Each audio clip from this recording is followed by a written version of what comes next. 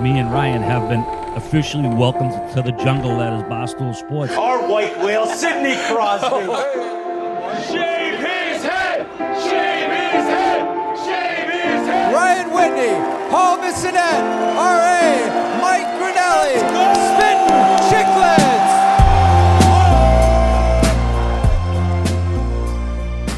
What up, folks? Welcome to episode 531 of the Spittin Chiclets podcast. Very, very special episode coming up today. We're at Keith Yandle's beautiful house in Fort Lauderdale. Biz is right next to me. But before we get to those two, I got to talk about that this show is sponsored by New Amsterdam Vodka, Pink Whitney's own New Amsterdam Vodka. The Birdie Buckets. And the Birdie Buckets will and have been flowing. We have a sandbagger coming out with Tuukka Rask and Andrew Raycroft November 20th.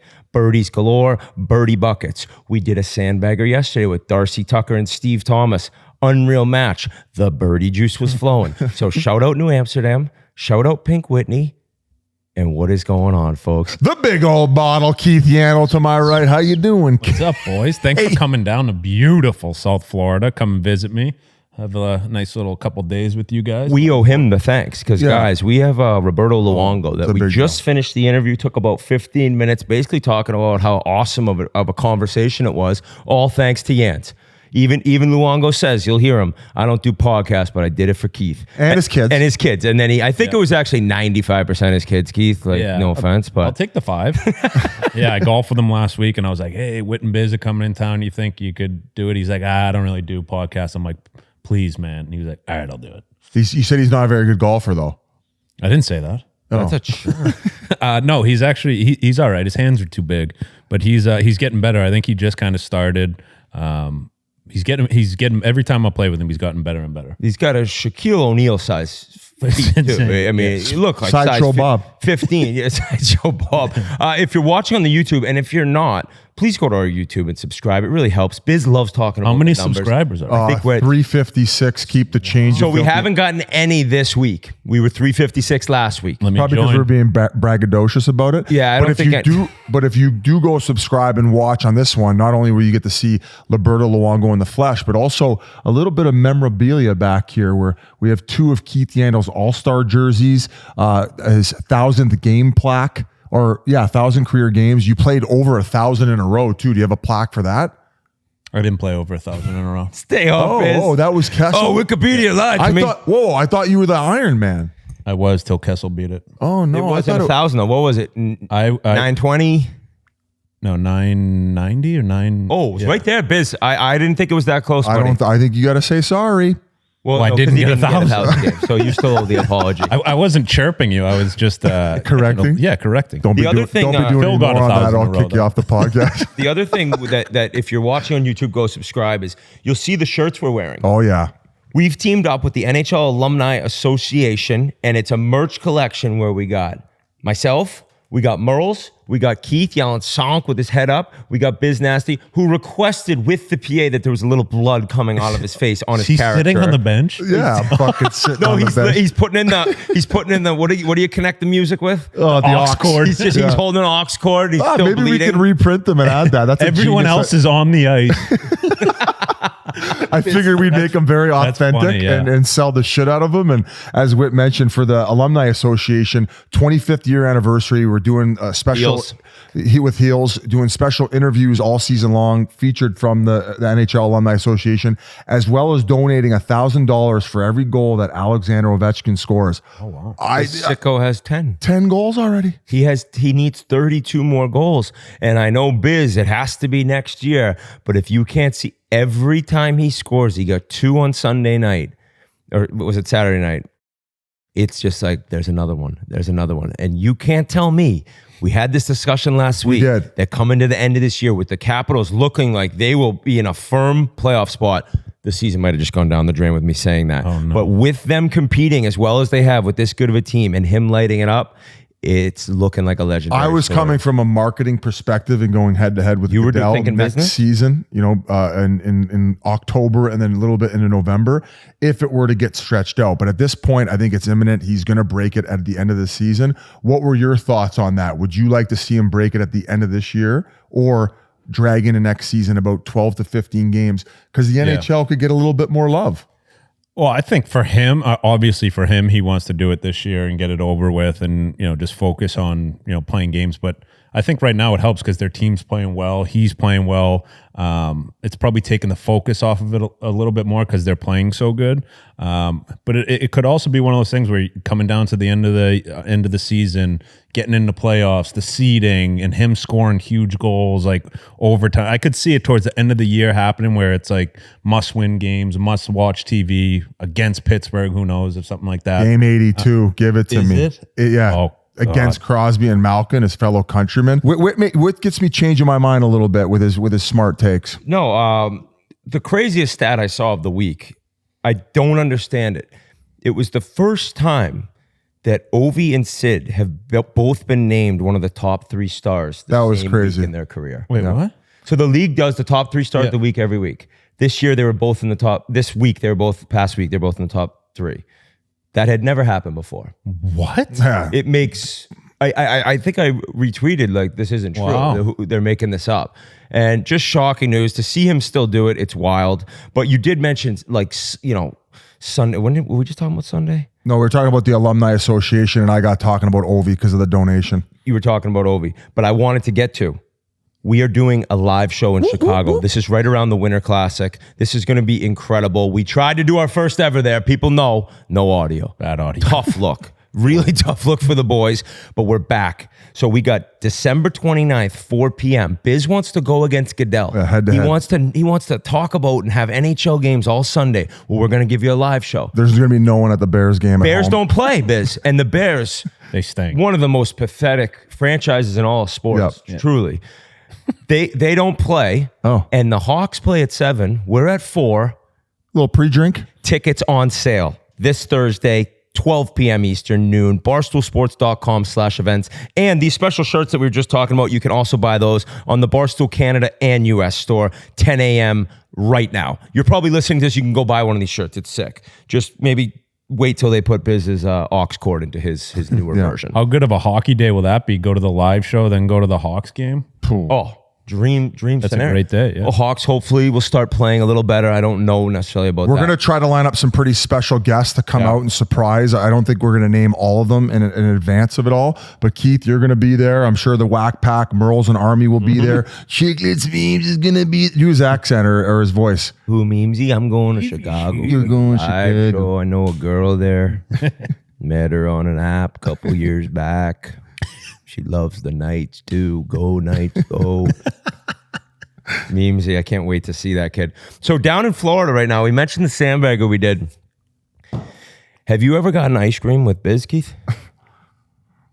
I have definitely have. But I mean, it's probably just like anytime he orders anything, it's here we go. chaos. It was one of the most chaotic. Was he try everything, I've brought Don't even say I've brought 5 6-year-old kids to get ice cream after a baseball game. Yep. That was like going to a spa and having a relaxation day of meditation and massage compared to going to get ice cream with this. We're sitting there. Fish goes, easy order. G goes, no problem, sir. Pasha goes, at this point he's had, I saw 5. Can I get a sample? He asked for 5. And the girl's eyes started being like, all right, I think this has to wrap up at some point. Pasha notices while I'm noticing, so then we kind of make eye contact like, dude, are you watching what's going on right now? I get out my phone, I start videoing it. He doesn't even see the phone. He's in his own world. He's like, can I get a little sample of that one? 9 little spoons in his hand. Oh, She cut him off. No, she did. Yeah, she did. That's a fucking lie. Was he not cut off? That's a. He was cut off, and then That's it was said that Pasha said, "What is the most samples you've ever given?" She's like, 4 until this guy showed up. This woman her brain Can was the fried. defense take the stand? Sure. Can the defense take? I think that if you're going to get 3 scoops of ice cream, mind you, I only ended up getting 2 scoops of ice cream. I think you should be able to sample at least 2 kinds until you make a decision on one of the scoops. I was going So you to. want 6 for 3 scoops? You want 6 samples? I just want to try these. They have homemade flavors, like for instance, the pistachio. You go someplace. tastes like every other pistachio. No, man, they had fresh pistachio. It was like homemade ice cream. So I tried it, and to the point where the pistachios had a little bit of like, they were soft, so it was delicious. So that was going to be one of my flavors. So I ended up trying like the not the birthday cake, the cotton candy. Did it taste like cotton candy? I give my kids one try because every fucking ice cream, it's vanilla, cookies and cream. Nah, man, you they know got the every chocolate. single one. But then if they have a mystery one, you can try. They had a Snickers version. All right, who knows what a Snickers tastes like? Yeah. I know, but hungry? their version of it might not be appealing. So I tried it. I wasn't that crazy about it. I moved on to a different one, which was the vanilla with chocolate chunk, which I did like. So I decided on. So I don't think it's that ridiculous. So you people listening, if you think that you're able to get 2 samples for every scoop that you end up deciding on, 6 samples for 3 scoops. thank you. Have my back. And I don't know why the fuck Posh is laughing. But Posh should fucking... If you get 2, he likes the samples, devil. you're- He likes vanilla. By the time he was done getting samples, they were putting in the waffle cones for tomorrow's ice cream. It was nuts. The Yeah. guy's like, all right, he was like, time to make the donuts. Like, and I'm like, Biz, you got Better than Whit taking a shit with the invisible Oh my God. glass. So listen to this. So this Sloan's ice cream in Del Rey. There's one right it's on here. Place Atlantic is Ave. sick. Awesome. It's unbelievable. Awesome ice That's cream. the place And I we will went. say about the ice cream, all of them being very similar and the same. I'm a chocolate chip guy. There's either the big chocolate chips or the little ones. I don't like the big ones. Neither do I. I love Neither the do big I. ones. So, but Biz, try when it? Biz is like, what's cotton candy taste like? It's like, dude, you been to a carnival in your life? Yeah, it tastes like that. Sugar. That's different what it colors. is, yeah. So in this place, there's a bathroom, and you see into the bathroom until you lock the door, and then so there's like this long line, and like the kids were kind of like, oh my God, like you're gonna be able to see him go to the bathroom. Boom, it locks and the window blacks out. So I was like, all right, Bree, film this. Kind of a bizarre thing to have in a like a I know. kid's. Yeah. It is like This is the super W. creepy. Scott And, stuff. and this story, I mean, there'll probably be people who hear this and be like, yeah, which should probably be on like a list somewhere. Like, so It's got a smile. You're on camera sign inside the door. Biz is trying ice cream in the shitter. So I said, Bree, film this, because like the kids were kind of so amazed by it, and I just walked in like goofy and didn't lock the door and just quickly got the like. It sounds way worse. I sat when you see on the toilet, you can obviously tell no problems here, no problems legally, but I sat there just pretending to smash like. And Ryder was in. You can see through. Ryder's losing his mind. Like, and then I got out. My brother-in-law's dying laughing, and he's like, "Dude, are there any other kids in this line?" And I think there was like some teenagers in the back. here we go. It's an ice cream But the whole point of the story is. So I'm telling these guys this. Whit's last not going night. to be on the podcast anymore. Yeah, sorry guys. All of a sudden, Chris Hansen walks in. Why don't you take a seat? Why don't you take a seat? He's like, we have footage from Sloan's Ice Cream in 2018. So these guys like didn't believe me or whatever, and I said, hey, send me that video. So I sent it to the chat this morning, and Army and Merles aren't with us. And I said, here it is. And Army's so confused because it looks like it legit looks like a kid's candy store or kid's like clothing store from what you can see on the video I sent. And I'm like, yeah, I got arrested. Kind of a disaster, a little bit of a problem. And like guys are kind of laughing, responding. And then Army texts me aside. He's like, bro, are you out? Like, who arrested you? And You I was need like, bail no, money? dude, like that's coming tomorrow now, but it hasn't happened yet. So yeah, interesting night getting ice cream. And then another story comes out about Biz. Wait. Before we get there, you do document a lot on your phone, and you showed us a video of when you were in Russia. Yeah, Did you ever have you ever seen these videos of these like I've seen some crazy videos. what do you call those planes? Like I have no idea. I guess we could post them on the YouTube. We talked about it in the very early days of Spittin Chiclets. Yeah, we have a whole Yeah, new, so do I just describe it or do we just drop I the want you video? to describe it. Yeah, and we're gonna post it on the YouTube if you subscribe. Yeah, okay, that's fair enough. This isn't even planned. It sounds like we're just like forcing you through tricks. No, you trade to don't. go I'm to just our kidding. You don't have YouTube. to subscribe. Just go watch it on fucking YouTube. I was in Sochi and we lived in the Olympic Village, and it was just like the team. There was probably enough rooms to have 1,000 athletes. I don't know exactly, but there was a nice hotel, and then the team was in the Olympic Village. It's right on the Black Sea. So my place, there was a little bit of an outside area to sit, a balcony. And it was beautiful view right over the Black Sea. It was a beautiful It was very nice weather there for Russia. Warm quite often, didn't really snow. And I would have the window open a lot. It's like 55, 60 out, or the door open. And one of the days I heard like what sounded like a plane very close, like an enormous plane, the noise of the engine. And I went outside, I'm like, what the fuck? And there is a monster plane flying what, you guys could correct me, looks to be about 200 feet above the water. Oh my God. Looking like not a 747, but the next one that would go Atlanta to Boston, say, you know? And there's a boat coming, and the boat is driving one way, and the plane is flying overhead the other, and immediately drops what looks like 40,000 gallons of some sort of liquid 400. on these people driving the boat. And I'm like, and then next thing you know, and you'll hear in the video, woo, woo, it's like boat police flying upon the boat that just got sky dumped upon by the Russian airliner. And I was like, what the fuck? And then the next day, I hear the same thing. I'm like, no. And I go out, and this time, as opposed to, you'll see in the video, subscribe to the YouTube, the plane flying kind of along and in front of my place. Well, this time, this plane is flying directly at my building.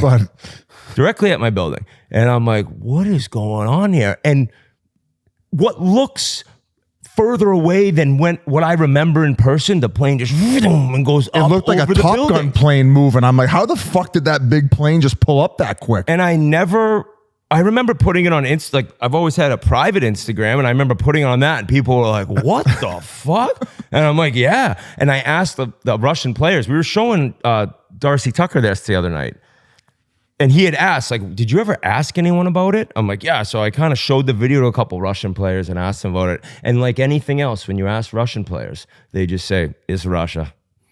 So what were they doing? What were they dropping on? I had no idea. Fish, during dinner, decided to maybe Google it.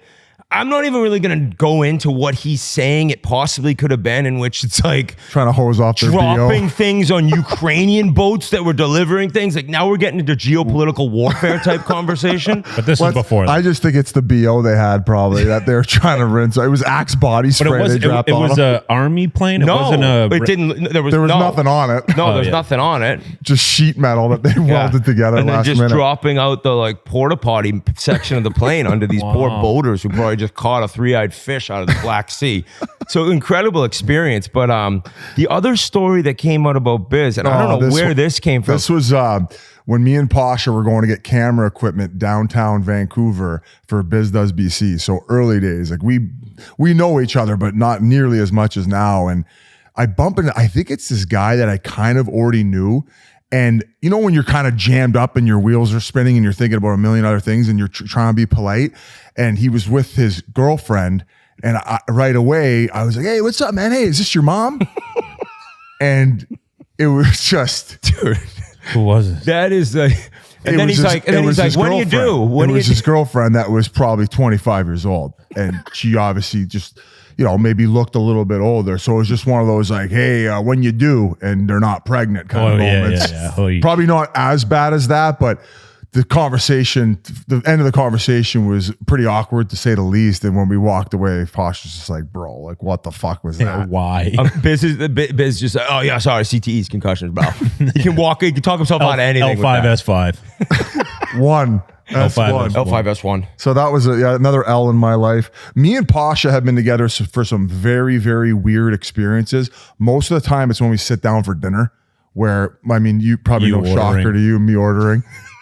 Why do you have an issue with my orders? It was crazy. You used to just be, all right, we're going to have this. Share. Got to share. Yeah, then you went through that phase where everyone share everything, and then, but sharing with him is him eating everything and leaving one slice of, sushi, the jalapeno. Fish was sitting beside me yesterday, and they did it, and we ordered 2 of each pasta, so everybody got a half order of each pastas. 2 steaks, everybody got a half a steak, and then same with the appies. Guys, if you're listening and you like having a little like tour of Italy, so to speak, where you get to taste every little thing on the menu as opposed to being pot committed to one thing and you might not like it, I think you get together with a group of guys at the table, whoever wants to be involved, and do that sort of thing. But these 2 guys, every time I offer it up, they're like, they put their hand up. Because we know you eat all of it, and we get a little half a slice of sashimi. Hey, it's like playing with a guy, and you don't, you're never getting the puck from him. And you're like, you see me open, you just never get it. With you ordering, we're never getting any of the food. You're not distributing. So we've seen enough where last night We're he's like, distributors. he had Darcy Tucker, Steve Thomas, and Fish to his right. And he's like, all right, boys. And he kind of bullies you into it. No. And yes. I had Fish in a headlock. And he's... So I'm like, you like your job? And Thomas, Stumpy's like, hey, wait, you want to get involved in this? And right away, I was like, no. He's like, no, he doesn't do this shit, man. He needs his own meal. I'm like, oh, like every person that goes out to dinner for the most part, unless you're at Maggiano's. Hey, I want Fish to talk about went there this. the other What day. was your experience like? Dude, he has corduroy shorts on. You think he cares? Yeah, no, I got bullied into it for sure. There you go. I had my meal picked out, and I knew right away as soon as you looked at me and you're like, "It's a foursome. It's a foursome." I'm like, "All right." Yeah, I lost the seat lottery on this He was one. that ice cream with Fish. He's like, we're gonna try everything, and you're gonna I was fucking with like Biz on his it. birthday last year in San Jose, and we were getting ice cream. It's the same deal. I got my ice cream first. I sit down. By the time I finish my ice cream, he's like still sampling the ice cream, and then gets his, and he comes out. He's a nut. Also, Fish, how was the proportion at dinner of what you got to eat of each meal, though? Well, I know because we've been doing this now for a while, so I know to eat fast. Like you got to get there quick. So there you, it shouldn't be a race. That's exactly it. You know, But it if you shouldn't don't be eat like quick, that. it's done. Yeah. like we got appies and we got like a steak skewer. Like I didn't try the steak skewer because Well, I also I got the salmon. Not to go into my entire order. I got the miso salmon, black rice, incredible order of Avalon on. You can see it on the YouTube. Avalon on it. Atlantic. Ave. So we have a picture of the plate. This is a Jada podcast. Just talking about food. Oh fuck! That's the only reason Luongo came on. We're just talking about bacon pizzas the whole time. But what was I saying? the penne And I got lavocas to die for. but before I ordered a smash burger because I was like, I'll just have like half of that. And I cut it in half. I'm like, anyone want a half burger? And Fish is like, and Biz was like, oh, there's like a great white jumping over like Pushes fishes. tuna fish to get this like minnow he wanted. So it's I'm like, we're going 4 ways. He's like, no, I got our own meal. I'm like, you want your family alive tomorrow? you want to have a job to be a part of this podcast? Oh fuck! Okay. Shit. Silly- so silly that's stuff. kind of Florida so far. But So, and a little word of advice to you people: don't ever ask, "Is that your mother?" Just let them do the talking. Okay? Of course, yeah. No one ever would. No, you don't have to tell anyone that. No one is ever saying that in the history of mankind. like, I don't even know if like a first grader would. They'd be like, Oh No. Oh, okay. I'm taking a few L's this pod. we haven't than the talked to sampling. Keith on the show since, major breaking news around Chiclets Cup. I was fired for the smirk hurled around the world. Keith then formed a team, the Boston Stranglers. Bums. And in the meantime Phonies. of Keith building a squad to take down the Big Deal Selects, top Big Deal Select player Justin Pender has been in the national news in Canada. Yeah, he's public enemy number 1 in all of Canada right now. CBC's all over him. He's getting death threats issued toward him. And obviously I'm going to be there for one of our fearless leaders, but I'll let you take the story as to what happened with, but we got a bit of a predicament here. You think?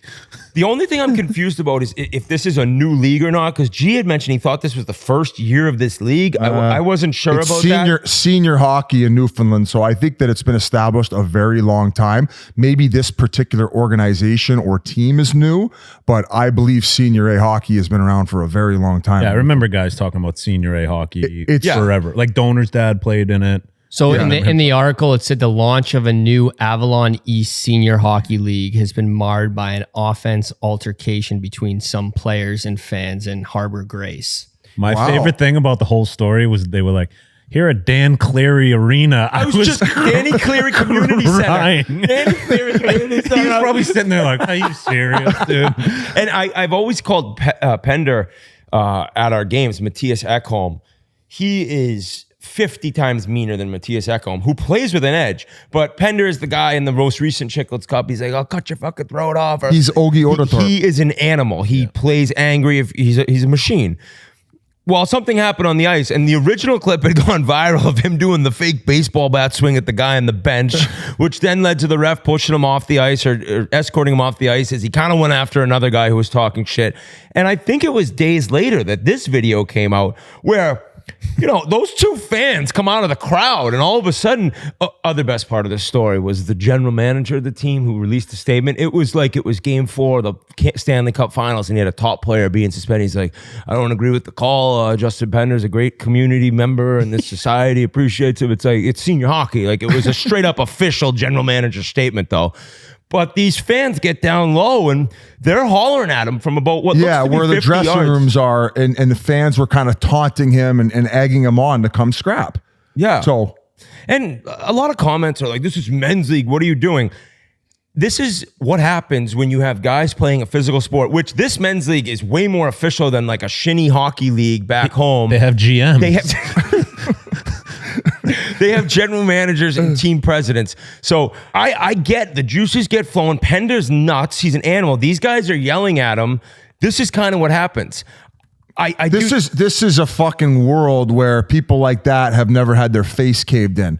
Right? Exactly. And they need one of those to smarten them the fuck up, to stop egging people on. And they come down chirping at him like, what do you think's going to happen? So it just so happens Justin Pender's the type of guy that's going to oblige that. If you haven't seen any of our Chiclets Cup videos, he has no problem in engaging in any type of physical altercation. So he goes down there, starts throwing some hammers, and all of a sudden, I want to say he's completely suspended from the league and can't even go to that arena anymore. This article says he's been suspended for 3 games, but some say it isn't enough. Did they change it?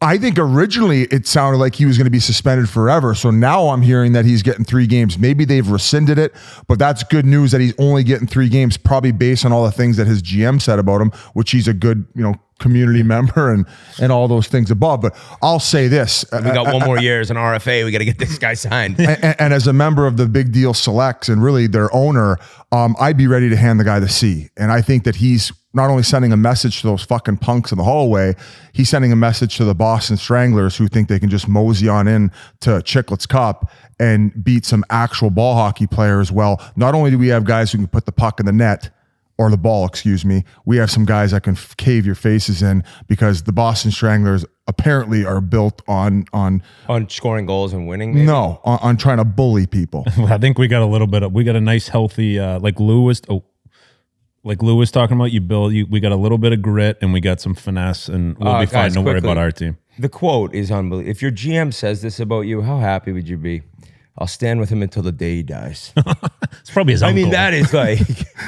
is this also not the guy who didn't show up for one of your games? No, that was Con Man. That was Con Man. Okay. Not mention Justin Penner is actually the GM of the team too, so he acts as both. That's why. He has an alias. So that's huge. That's huge for us. That's such a morale thing that galvanizes our group. My favorite word I like to use. And we're ready to go into Chiclets Cup. So anytime he might not be able to travel though. He's going to get arrested for that. No, we'll get him in on a PJ. Okay. Yeah, exactly. Illegally, it's like bring him in over on a boat. Team like busting some of the imports on the bottom of the boat. I think the Barrie Colts got caught at the Detroit border trying to smuggle a guy over to go play Plymouth, and then at the time I think it was maybe Lake Erie. Or not Erie, Erie Otters. Erie Otters. I mean, imagine how uncomfortable that was on the boat. That must have been freezing. I think they pulled over before they got to the border, 5 minutes before. No, 5 minutes before they got there, he would get off. He didn't have to right start. After the game. It's 4 hours.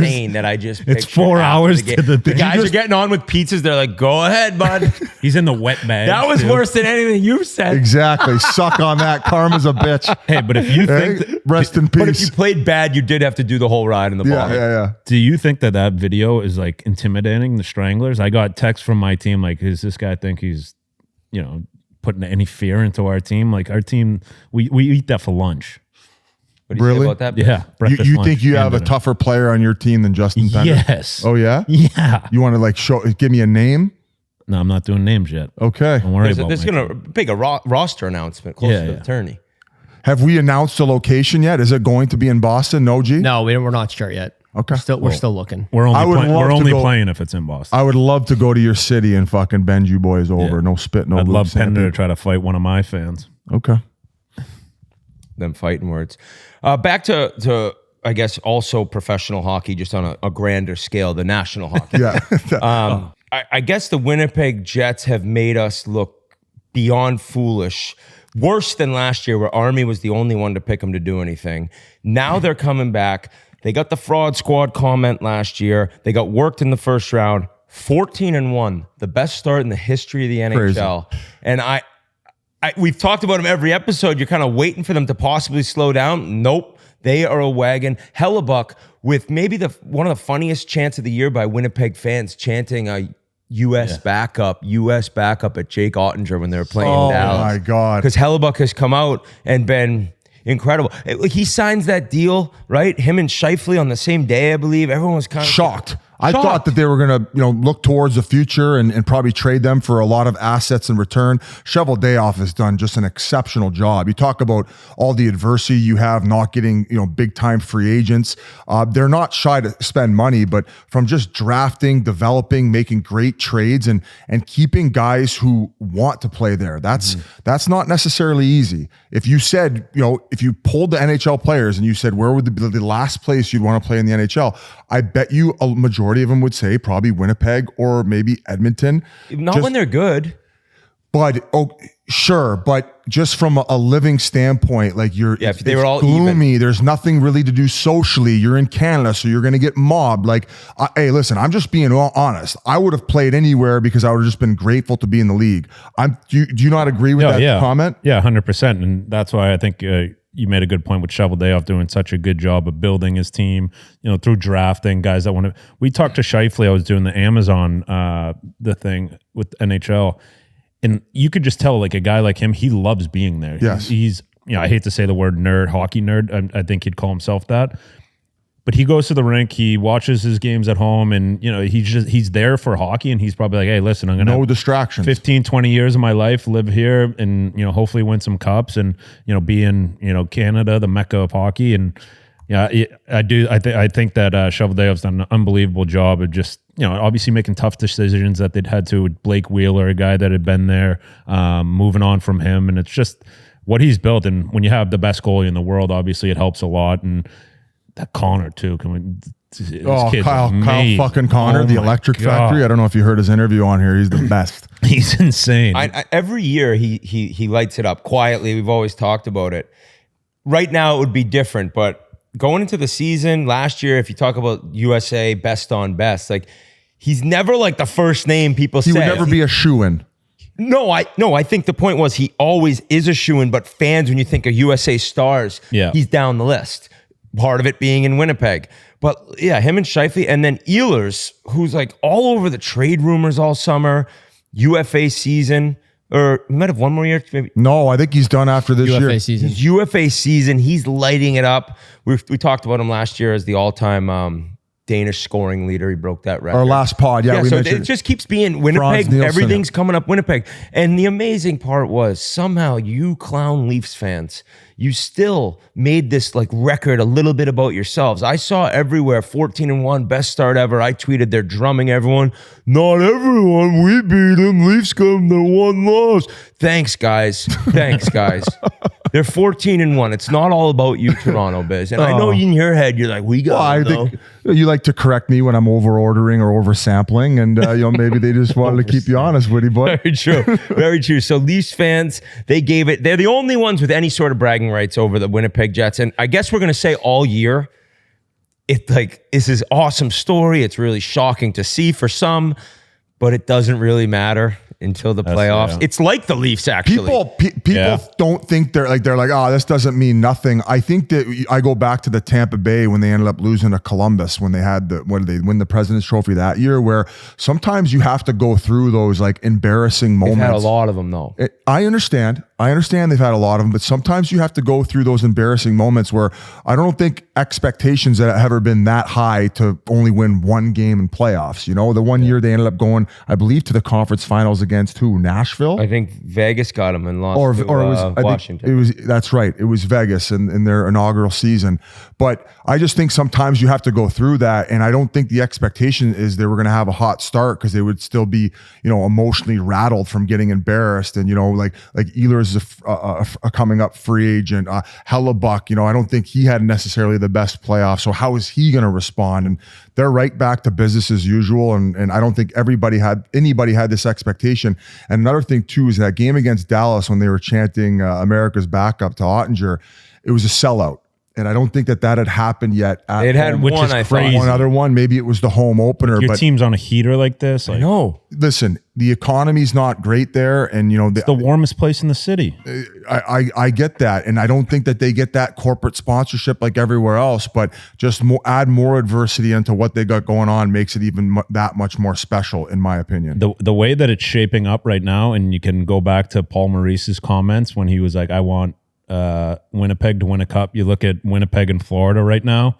One Hey, and that's two a in the tough league. one to walk back I once know. you play them. Playing Like, I them. take it back, man. It's like, sorry about I that. meant next year. I just never thought they'd get there. Yeah. No offense. So that would be a fun. I mean, we're in November, but I just don't, I can't take you seriously if you don't think that they should be listed as a Stanley Cup contender. They have an immense amount of depth up front. They have a Vezina winning goaltender who's won 2, who's probably going to win a 3rd if he continues as such. A Hall of Famer. I think that with Pionk and after Morrissey and Pionk, it gets a little thin on the back end, but they'll have the opportunity to go make a big trade and get somebody at the deadline, which if you look like, I think that top to bottom, they're more impressive than Edmonton. Yeah, They're always coming at Edmonton. It's Buddy, crazy. I'm going after what people would consider the contenders in the West, which okay. would be Dallas, which would be Edmonton, which would be Vegas, and maybe some people might have LA in there. Maybe some people wouldn't. They've had a great start. Vancouver, weird season so far. Very weird season. So, but I think that the at least the 3 big ones would be Dallas, Edmonton, and Vegas coming in. People would have said for sure contenders in the West. I think top to bottom, they're just as impressive, if not more, than all those 3 teams. I look at them as a Stanley Cup contender. I do. It's just all about. I also look at the Leafs as a Stanley Cup contender. Well, but I don't know. Like, it's just part of me that thinks neither one of those teams will get it done. Okay. But yeah, they are right there when you talk about top of the league. I mean, look at their record, and they're fun to watch. It's an exciting. They just roll lines. And when we talked about all off season about the winners and the losers, Nashville was the winner. Nashville crushed everyone, and Winnipeg was a loser. And I think on the post free agency deadline episode we did, we're like, what the hell? You didn't do anything.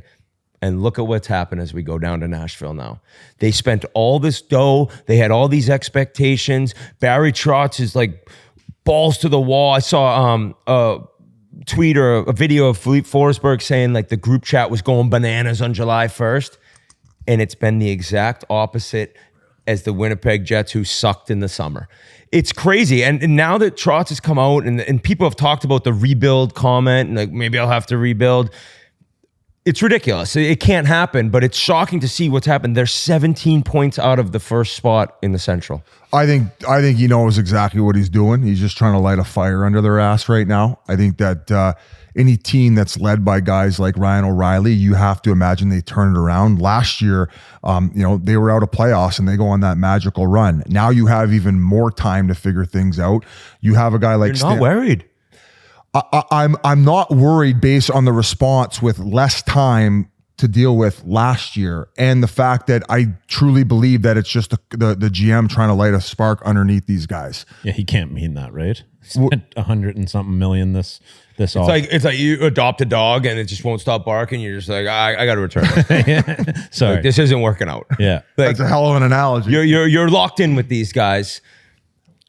Biz, I'm sticking to my theory. You're saying, hold on. But guys, you have to get acclimated to a new team, new systems. Like, guys might not be passing it on the power play exactly where you're used to getting it. Right. Like Stamkos isn't getting feeds from Cooch, but the guy's probably going to be a Hall of Famer himself, so he'll have the ability to figure it out. You have another guy who came in who got paid a ton of money on a 5-year deal. Marchie, who fucking, he won a Conn Smythe. So if you don't believe that this group of leaders and veterans can figure it out, I guess I just don't agree with you. And I think the statement was more to light a fire under their ass.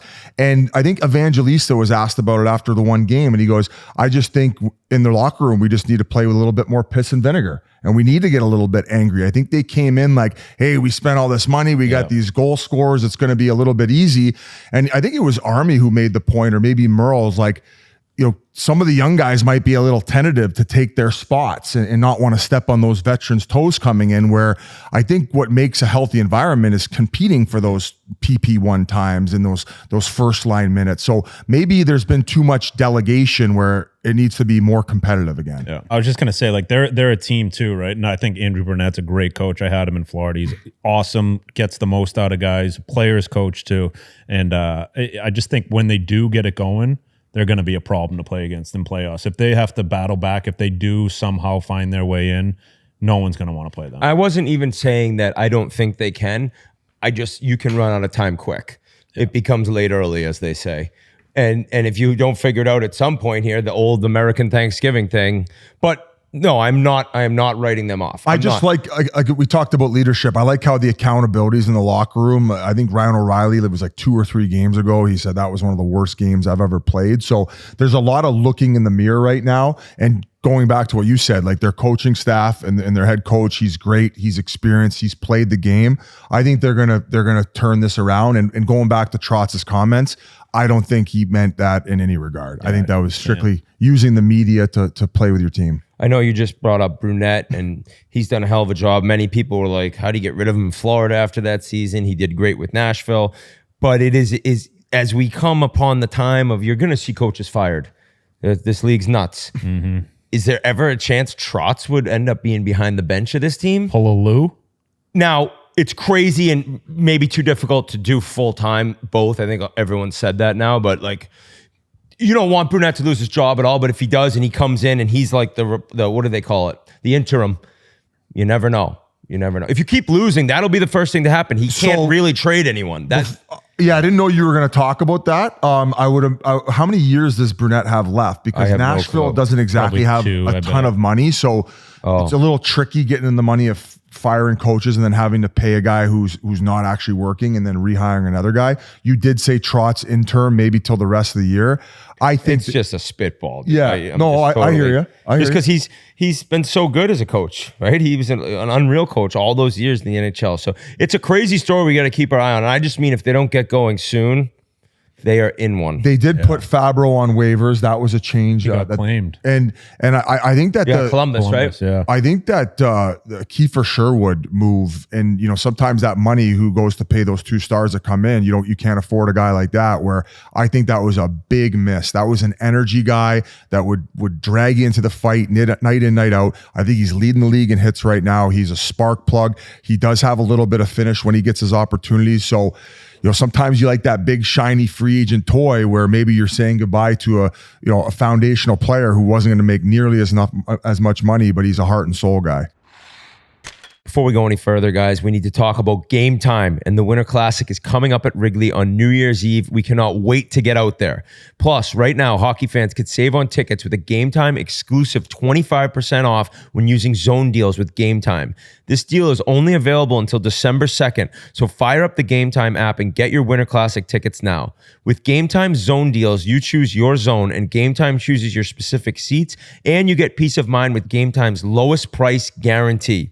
If it's your first time buying with Game Time, you can enter the code Chiclets for $20 off your first purchase. Terms apply. There's nothing like seeing a Winter Classic live. Get 25% off with Zone Deals on Game Time, the official ticketing partner of Barstool Sports. What time is it? Game time. Keith, we got to get your opinion, and Biz, I want to hear you on what's going on in Boston. The Sens, they got him in overtime. That was my little call last week that the Sens could be better than the Bruins this year. Monty, do you think he's on the hot seat, Keith? We talked about this prior, and he had some comments about Zadorov where he said, yeah, there's times he's really figuring out our system and playing well, and then there's other times he's kind of on his own. And then also Pierre Maguire, I don't know what podcast he was on talking about it. He said that maybe the knock on Zadorov, and keep in mind, this is Zadorov, if you're listening, this is not my quote. This is Pierre Maguire. Sometimes he's maybe not as receptive to criticism and maybe adapting to a system. Playing a certain style. Yeah, and he's bounced around quite a bit, so sometimes it's hard getting used to new ones. And if you're constantly on the move, Boston is obviously a very structured team. They have team rules when they're playing defensively, maybe when not to take chances offensively, and maybe riskier plays to their degree. What is your feeling on not only those comments he made, but Monty's situation in general? I don't think Monty should be on the hot seat. Obviously, there's probably talk about it and, speculations because, it's Boston and the fans are into it as much as they are. But I just look at how long has he been there? This is his third year. Yeah. I mean, that's not a huge sample size. 3 years. I think you got to give him at least the season, at least the time to battle back because looking on paper, they're a team that should be in the playoffs.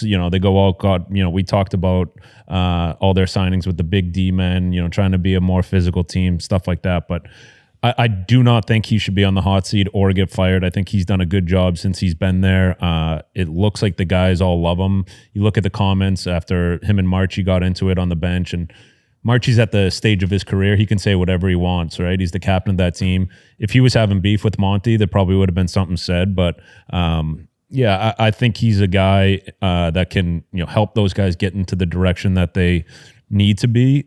My thing is, I don't know if they're kind of like, they're one of those teams that have 4 or 5 guys that could be on the Four Nations team, and like, are they gripping their sticks too hard right now to make that team, to put out some good tape to be on those teams? So for me right now, it just doesn't seem like the Bruins that we've seen the last 5 to 10 years, right? It's like they've lost their identity a little bit as a team. Defensively, they used to be so hard to play against. They'd just be in there quick on you. They got out of their zone better than anyone. So I don't know. Monty, has a GM ever been fired in the middle of a season? Does that happen? It definitely has. Maybe we can look that one up. Last GM to be fired in the middle of an NHL season, but that's a lot of the argument from Bruins fans. Like, well, when do the guys up top end up? And I sound biased because of our little preseason beef with the Bruins, but it's just been a weird thing watching them. They just who were they up to? They were up 2 goals. Calgary, I think they're up 3-1. All of a sudden it goes to OT. It's just, the old Bruins have just kind of finishing out games, getting a lead, good defense, good goalies. Swayman missed camp.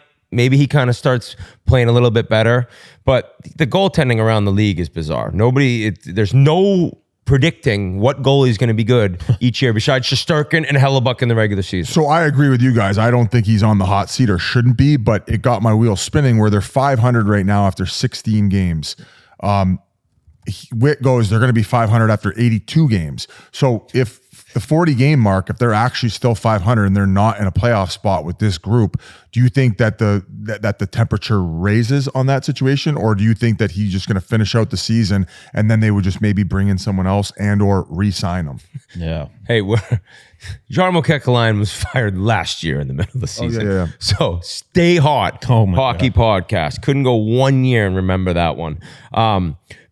Today we had this is Monday, so you're listening. Well, I asked a hypothetical. Oh, I'm sorry. No, you're fine. I was just reading G's note there. After 500 or after 40 games, if they're still 500, what do you say then? Like, do you still think? Also, another thing too is Q's still available. Todd McLellan's still there, but more so Q. Like, I feel like that's a piece that a contending team, an original 6 would really want, considered he's been reinstated. He's not going to go to somebody who's doing a rebuild. Right. Yeah. He's not. So there's a select few of teams, right? So if Edmonton's 500 after 30, 35 games, there's going to be a team to make maybe a little bit more of a compulsive move to think that if that's the missing piece and we have a good enough group of guys, let's go get them now. Won't be Boston. Then say your piece. You seem to think if they were to move on from Monty, they would hire a guy named Joe Sacco. Joe Sacco this summer. He's been with the program since 2014. The Bruins love going back to old coaches. They did it with Bruce Cassidy. They gave him a second chance. This summer, Joe Sacco was promoted from assistant coach to associate coach, being told that going into the season, Monty's on a short leash. He doesn't have a contract signed. They told him that? From sources I've been told. Wow, here we go. Your sources are saying that the Sweeney and Neely told Joe Sacco, hey, if we fire Monty, you're our guy. Yep. That's what I've been told. Oh, I love this shit. Going behind each other. Well, more just saying, hey, there is some uncertainty here with our head coach. He doesn't have a contract signed. Maybe at the time it was like, hey, we're nowhere close. We're nowhere close. Which is even crazier because he's coming off of winning a President's Trophy. And then they have that year that they had losing their first two-line center. So yeah, but I wouldn't say Bruins fans would say it's been a successful run with Monty. Because look at the playoffs. Look at the playoffs. The playoffs is all that matters. They've had playoffs in Boston. That's it. You're the best regular season in fucking regular season history. You lose in the first round. That's unsuccessful. Last season, that was unsuccessful. I've been a Monty guy since day one, but all signs are pointing to Joey Sacco, Medford's finest, coming in and saving the day. That's why he's got the North Shore scoops. That's why. They're getting roast beef. And so knowing this information from G, I'll throw it to you two guys. If they don't bring back Monty and or fire him and hire Joe Sacco as their head coach as opposed to going after Q, are they out of their fucking minds? Oh, yes. If you didn't at least call Quenneville, I think you're nuts. I think the Mitchell Miller stuff plays into this. I think that they got canceled really bad for the Mitchell Miller stuff a few years back, and now they don't want to go down that road again. Wow. Okay. Think about that. And that's confirmed as well. That's why I jumped in there and said, I talked to someone this morning and I said, Coach Q, they said they will not go down that road. I could be wrong. I'm wrong majority of the time, but I was told they will not go down that road. I like you taking a stab at it, though. Rumor boys are in the mix right now. Liberal Massachusetts, like Elizabeth Warren could be mad about hiring Q. If this isn't true, I think we'll probably be hearing from the Bruins. G will be. Okay. We won't be. You guys can shave my head on air if they hire Coach Q. Oh, here we go. They hire what? They hire Coach Q. You can shave my head on. You can give me a big Q tattoo on my leg. How about that? All right. On the podcast. Right, here we go. Big Q tattoo on my leg. If you want to do that, shave the head, whatever. Okay. In other Bruins news, Portra was sent down today. Okay. And I think it makes sense. I think there's a lot of skill, but right now it looks a little men versus boys thing where he kind of gets muscled off the puck, gets bodied a little bit. He's 20. Or has he 21? 20 years old. 20 years old. That's going to come, the strength, playing pro. G actually said, yeah, but I don't know. Did you say you disagreed with it? Yeah, I kind of did just because they've played him. 20 years old, like you got to get some confidence, some comfortability. Yeah, down the AHL. But every game he's on a different line. He's playing a different position. I think it's more about the contact, bud. It's about puck battles and 50-50 pucks, and it doesn't matter what line you're on, where do it in the AHL and get a little stronger. Like if you're going to play center at this level, and you're talking about getting out muscled on face-offs, like everything, you're not good enough to have like that much speed where you're beating guys one-on-one. Where those 50 puck battles matter so much. Where if you're unable to win them, it's like essentially you become useless, and you keep going back to the confidence thing.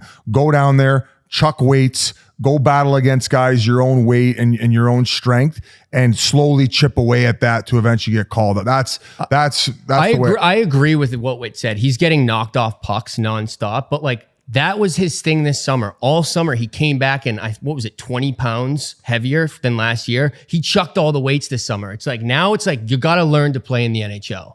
It's time. Shit or get off the pod. But NHL's, I think a famous quote, NHL's not a development league. No, and my thing is, from 7-year-olds to the highest level in the game, like Newfoundland senior hockey, you need to dominate a level and then go up. Like, go down to the AHL and become a dominant player. I don't know how I just thought of it's not like a great comparison. Patrick Sharp, right? Like, you think how good he spent basically 3 years in the minors. The third year was the lockout canceled season, but I don't know why. He was also playing on the fourth line in the minors. That one everyone year. started. So it's like, and he look at the score he turned into, and there's what sucks is Bruins fans had just hoped he would be able to make the leap to be maybe a good second line center this year.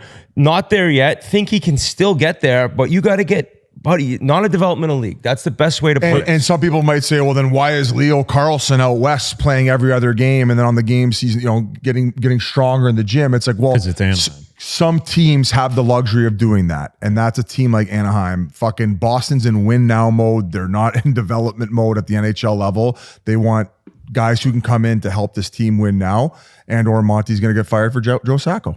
So, if you're saying like shitter, get off the puck, give him the rest of the year, say that he gets the rest of this year and just doesn't do anything. Are you done? Are you done with him?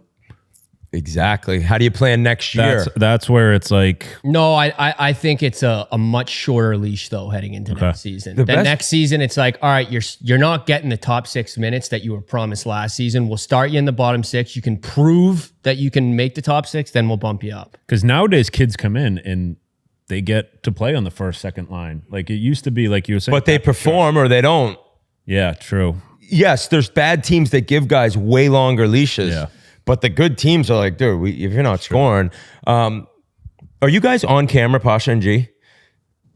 You please go back and watch Pasha's smirk while G is talking about like the downfall of the Bruins. Like he was actually over there like holding in laughter.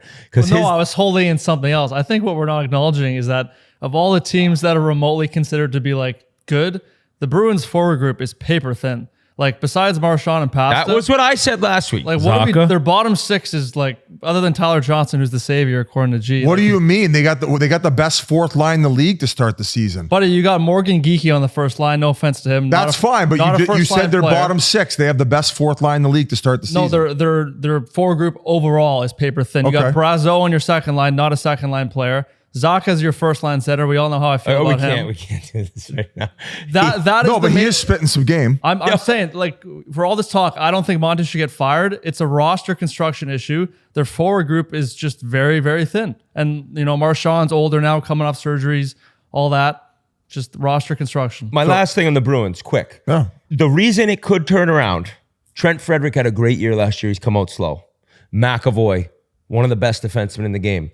Hasn't had a great start. I think even he would admit it. Charlie Coyle, offensively slow. Zaka. Those guys could get it going. I think that's fair enough to say. It could happen, Pasha. It could happen. Zaka will not get it going. He's had 8 years to get it going. Okay. So that end, I want to almost talk the Devils with him right now, but because the Devils have. Well, one thing we could talk about is Jack Hughes heating up. It looks like he's got his feet underneath him. You guys have that bet ongoing. The other night, we get a text from Witt in the group chat. Losing 3-1 to the Islanders. And what do the Islanders do? They do what they do best. They give away a third period lead. Bang, bang. Jack Hughes gets an assist in the dying minute and then scores his second goal of the game. Winning. Third apple on those goals to Whitty for that chirp. I got the Devil. I got the Devils that win, being like nice night tonight against the Islanders, and then they blew the lead. It was deja vu watching the Islanders just blow leads. Hughes, it now looks like every time I'm checking, it's like 2 points, 3 points, 2 points. So I'm like, bet's still going. Yeah. This is the last Third season. and final The worst bet ever to be on the side I'm on. Because he's an American that's awesome to watch play, and then I hate this guy so much I make this bet. Now it's like it's like death by 1,000 paper cuts. Hughes assist, Hughes goal, Hughes apple, Hughes dangles a guy. Okay, here he comes. Moving on. Emily Kaplan had an interesting article on ESPN about the upcoming CBA and the negotiations. It has one more season after this year before it ends. So after the 25-26 year. A bunch of different things kind of in the article. Actually, definitely go read it. It's interesting. Kind of she talked to 20 players who remain anonymous, and they can kind of give their take and point. They talked about schedule changing where they'd reduce the amount of preseason games, add 2 more regular season games. Don't know how I think about that. I don't know. What do you change history? There was a couple of years when they had 84 games, but that is a good point.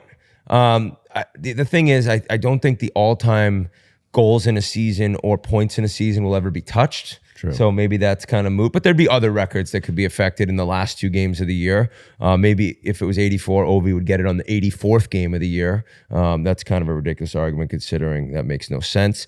Biz, playoff format, potentially where players say it wants to go back. They want to go back to 1 versus 8.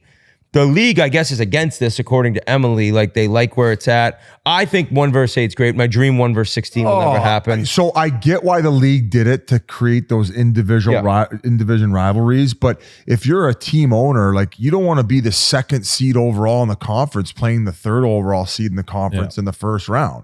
Like, that's fucking bullshit. The last few years have had that issue. Wait, you're talking about going to 84 regular season games and continue it to make it less valuable to like win and be a high seed. It's ridiculous to me. I like the idea of making preseason shorter because the games are happening anyway. Why make them useless? That way, the earlier games in the year, if you're losing them, it's not that big of a deal because you have a little bit more time to make it up, and they're fucking regular season games as opposed to not. You're getting bigger gate and you're able to pay the players more overall. All great. All for it. I think that and one player said he's like 2 to 3 games most we need to get going. In preseason, yeah. It does say you'd lose a little bit about watching young guys and seeing if they're ready or not. Like, but the players hate that too. You play in 6 in a row. Yeah. You know, you get 3 and 3s that guys can play in. I don't know where they'll end up going on this because I bet you it is split pretty down the middle. I do think players would love to start earlier. Media would love to start earlier. Players would love to start earlier. Fans, same thing because you're done earlier. And the late June, it may never happen, but if you could ever begin sooner, I think it would be phenomenal for the league. I agree. She talks about player medical rights, and a lot of it has to do with Eichel and him wanting the disc replacement surgery. Buffalo saying no, it leads to his trade from Vegas.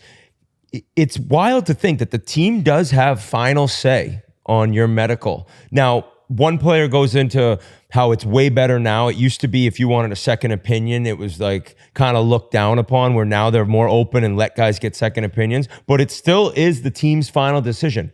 Crazy town. Crazy talk. Because when Eichel was going through this, we said on the show, it's his body, my choice. You're able to pick the surgery you want. You want to keep playing the longest you possibly can. So how could teams have the ability to say what they did with Eichel? No, you can't get this.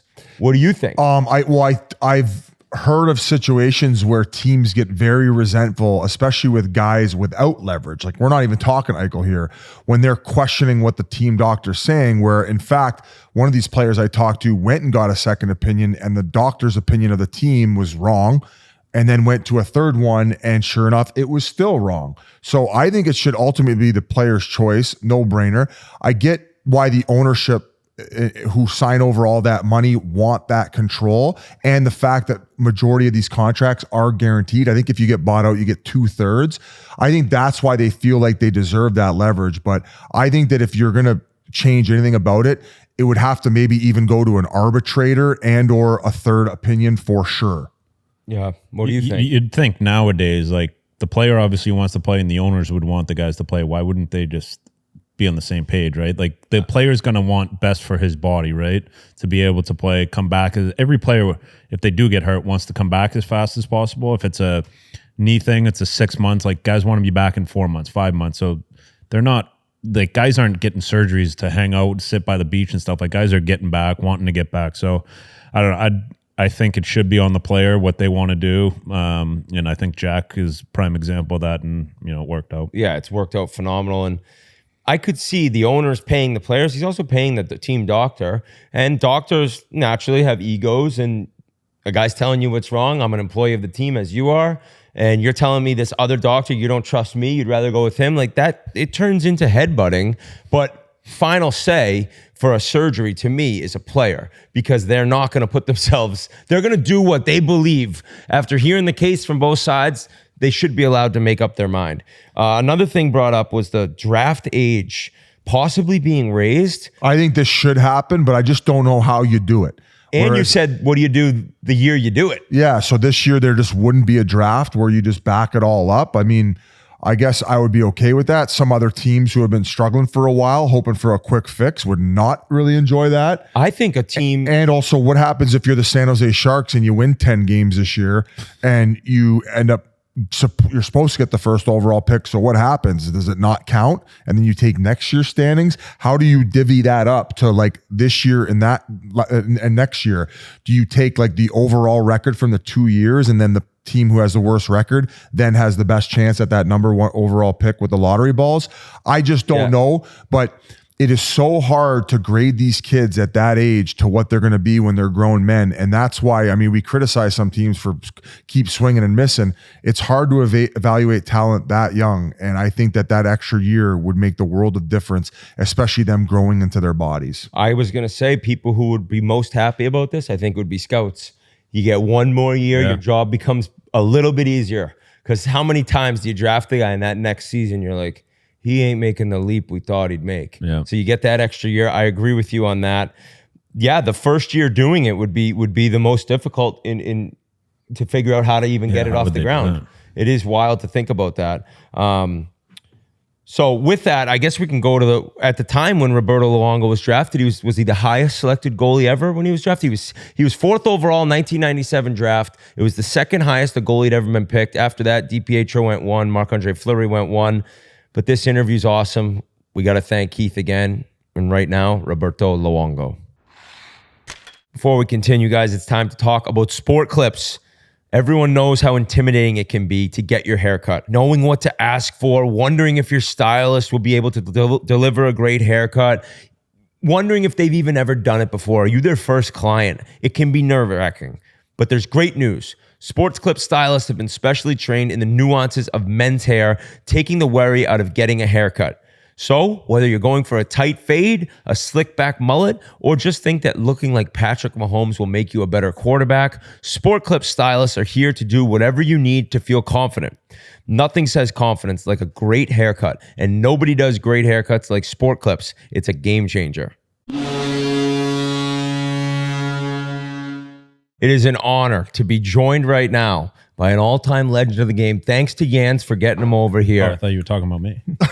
4th all-time in NHL wins as a goalie and 2-time Olympic gold medalist, Roberto Luongo. What's going on? Holy shit. This Good is to a be big here. one. Good to be here, guys. This is a big one for us. We never thought this would happen. This is a goalie white whale for us. I never thought this would happen. but You it probably did said. happen. 2 reasons. First of all, I don't do podcasts. So you guys, I did it for Jens, my buddy, asked me for a favor. But most of all, I did it for my kids. They were pressuring me to do it. So Actually, That's that's the only reason I'm here. That's what's Big time. happening. That's All what's right, happening. There's been guys who've said, yeah, my kids just kind of kept telling me to go on. So, hey, nonetheless, we appreciate it, dude. We good to be here. appreciate It's it. good to be here. I think we kind of wanted to start off with just last year, like very special for you. You posted about it, winning that Stanley Cup, being a part of the front office. Like, take me through your feelings throughout that series and then just after with the celebration in your summer.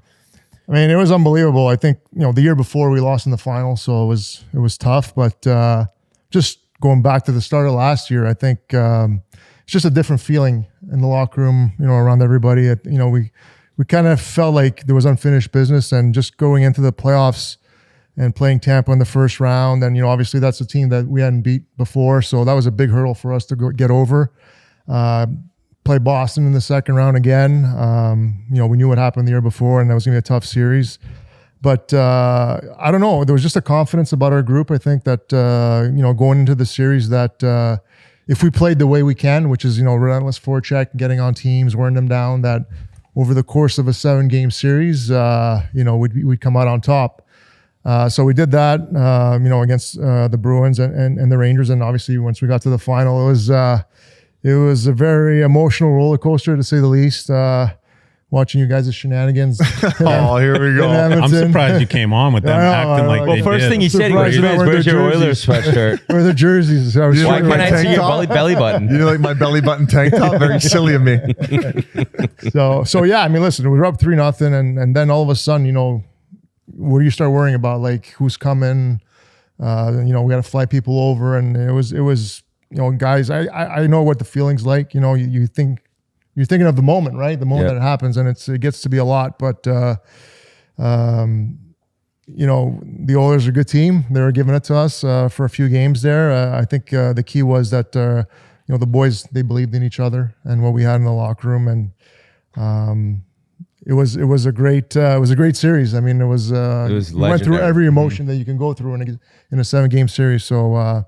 To end that the way it did at home, it was great. I think one of the most important parts of that too, going into Game 7, and we talked about it, there was 2 days in between, and Paul Maurice was able to tell Bobrovsky to stay away from the rink. So just from a goalie perspective, did you end up talking to him during that 2-day layoff? And what did you make of that 2 days, and how important it probably was for him to just reset after all the chaos that ensued, games 4 through 6? Yeah, I mean, listen, I talked to Bob on occasion. I mean, during the course of a series, it's not really my job. We have Rob Tallis, who's our goalie coach, that he deals with it on a daily basis.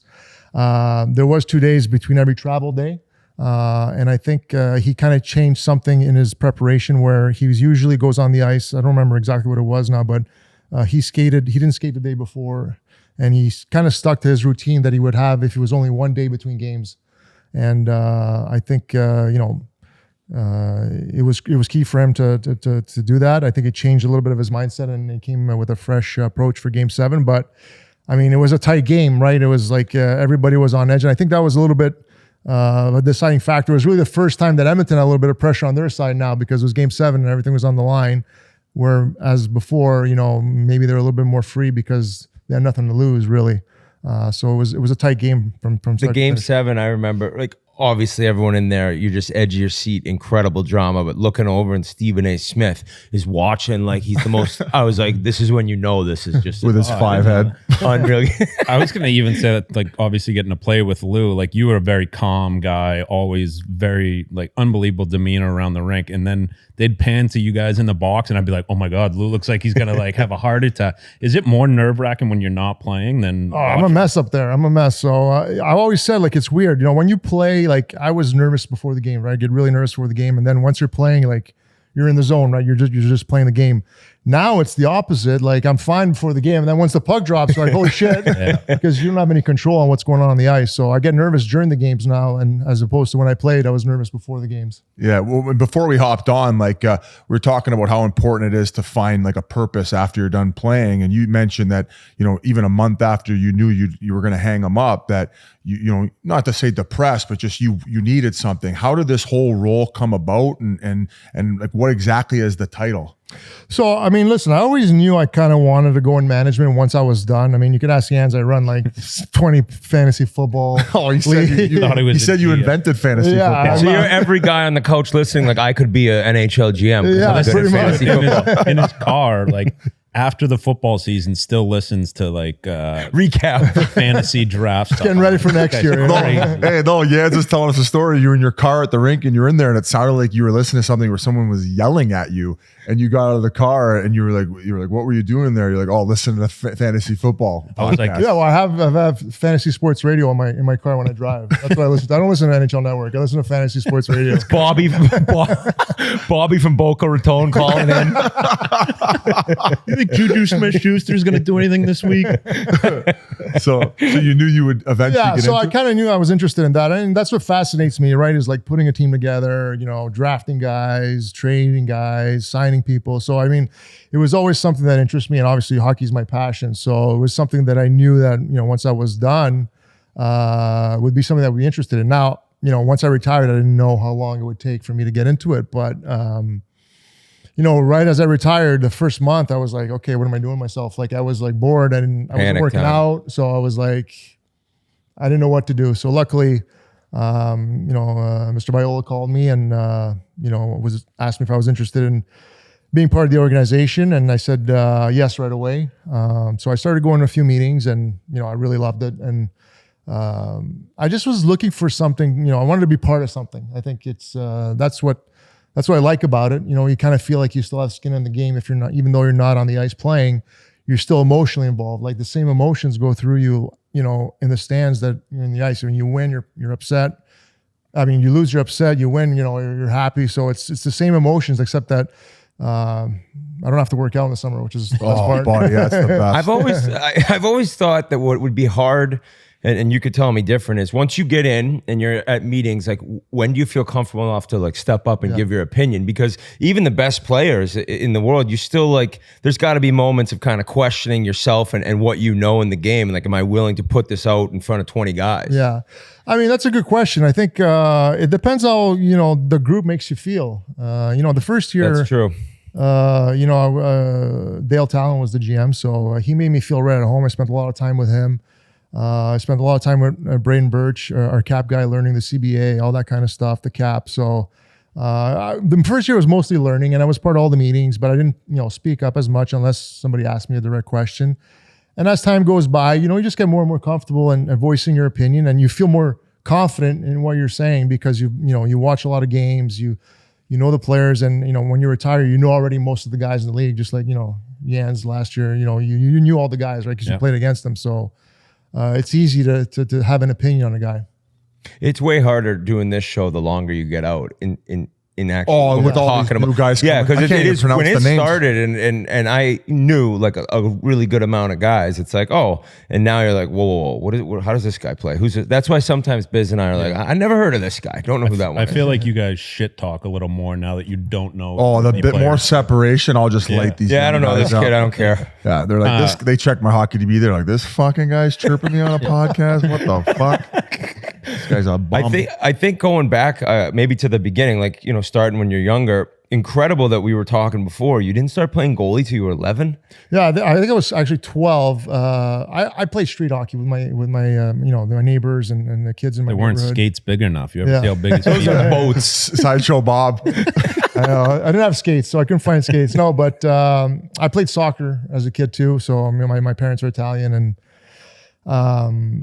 and when I started playing hockey, I wanted to play goal because when I played street hockey, I was in net all the time, and all the kids in my neighborhood were older, so I was always in net, and I loved it. And when I started playing hockey, I want to play goal, but my parents, like, they're old school, right? They're like, no, what are you going to do? You're just going to stand in the crease and not do anything? You didn't just skate around and get some exercise. I was like, all right, well, I guess I'll play out. Couldn't even skate. Like, I couldn't skate. I was like, just stand there. It was even worse than playing goal. And then I learned how to skate eventually. And then I think it was my third or fourth year playing. The goalie was sick for one of the games. So it was right at the beginning of the season, and I asked my mom, I said, hey, listen, the goalie's sick. Like, can I just go in there for this one game? She's like, all right, fine. So I rented like equipment from the city, and then I got a shutout the first game, and then I was like, all right, play another game. And all of a sudden, I just became the regular. That's Wally unreal. Pip. That kid got Wally Pip hard. Yeah, we're gonna rename it. Oh my God. And my understanding is both your parents are Italian immigrants, and when you asked to even play hockey to start, they were like, hockey? Like what's this? Well, my dad was born in Italy. My mom was actually born in Canada, but her parents were born in Italy. And my dad, my mom was a big Montreal Canadiens fan, and my dad, you have to like hockey when you live, in Canada. It's on TV every night. So, he liked soccer and hockey, and they didn't really, they were for it. They were for it for me to play, and they knew that it was a sport to do. And I was actually a pretty good soccer player too until I was about 13 years old. Like when I was 5-on-5, I was a great soccer player. For some reason, when we went to 11. On 11, I was dust. I was terrible. The big sheet hurt you. I was terrible. All I could do is kick. But at that point, I was like, it's too much to play both sports, and I just had to decide what I wanted to do. So Wait, you played out in soccer? yeah, and I was a midfielder. It's a midfielder. So in 93, like the Canadians, they win the cup. Yeah. You're 14. Was Patrick Waugh your guy? Or So I got a confession to make. Oh no! Yes. breaking news? So my favorite team was actually Edmonton as a kid. Wow. Welcome to the club. know that? Everybody knows club. that. Jersey for guy? you guys, apparently. Everybody knows that. Do your research, Sorry buddy. about that. Were you a Furzy guy? Yeah, I was a Furzy guy. That's why I became a goalie in the first place, because he's just like glove saves, like the splits, all that crap. I loved it. I loved watching him play. And then obviously Gretzky and Messi and those guys were there too. So the Oilers were my team growing Did up. you wish you were silly sider like Furzy? No, I wish he could have played the something's wrong puck with those like guys. Furzy though. This guy. Yeah, he was great, man. Yeah, It's he so was exciting nice. to watch. Like that's why I wanted to play goal. Like I tried to mimic him at home. Like when I played, he was awesome. And then as I started playing goal, I started to learn the position more. I was like, yeah, I think I like Patrick a bit more, because he's Similar, yeah. the technique. He's always in good position on the butterfly. And then I started working with his goalie coach Francois Lair. I went to his hockey schools and really started learning the position a bit more. So I kind of turned to Patrick a little bit more when I started playing goal. Is that Benny Allaire's? Yeah, that's his brother. Oh, Yeah, okay, his Benny's brother. the best. Yeah, he is. I don't know the other. So was he with the Rangers Yeah. and with Lundqvist? Yep. Benny was. Ben. Yes. Yeah, Francois was with he was with Montreal, when they won the cup in '93, and then he went to Anaheim. He won the cup with Giguère when Giguère was the goalie, and then he went to Colorado. He was in Colorado for a while. He was in Toronto too for a little bit. Now he works for us. Like he lives down here in the wintertime. Do you think that is he this is the guy who really helped me make it most? Well, he's the one that taught me everything I knew pretty much about goaltending. yes. So yeah, What age? without him. What age was that when you went to? So probably like in my 14, 15 years old. And then he worked for my agent. He worked for my agent as well. So every year before camp, we always had like a pro week where all the pros went. We got together in Rosemère near Montreal, and we had a week of camp together. So I was going to ask you about like who are your biggest inspirations? Obviously, the Allairs. Like I think Lundqvist was talking about it, where they really challenged you mentally and like obviously push you to the limits. Was it similar with your goalie coach in the summertime? And is that what kind of you got to be a little bit tapped to be a starter, right? You're playing, especially for you back then. You're playing like 70 games. Was that where you learned all that?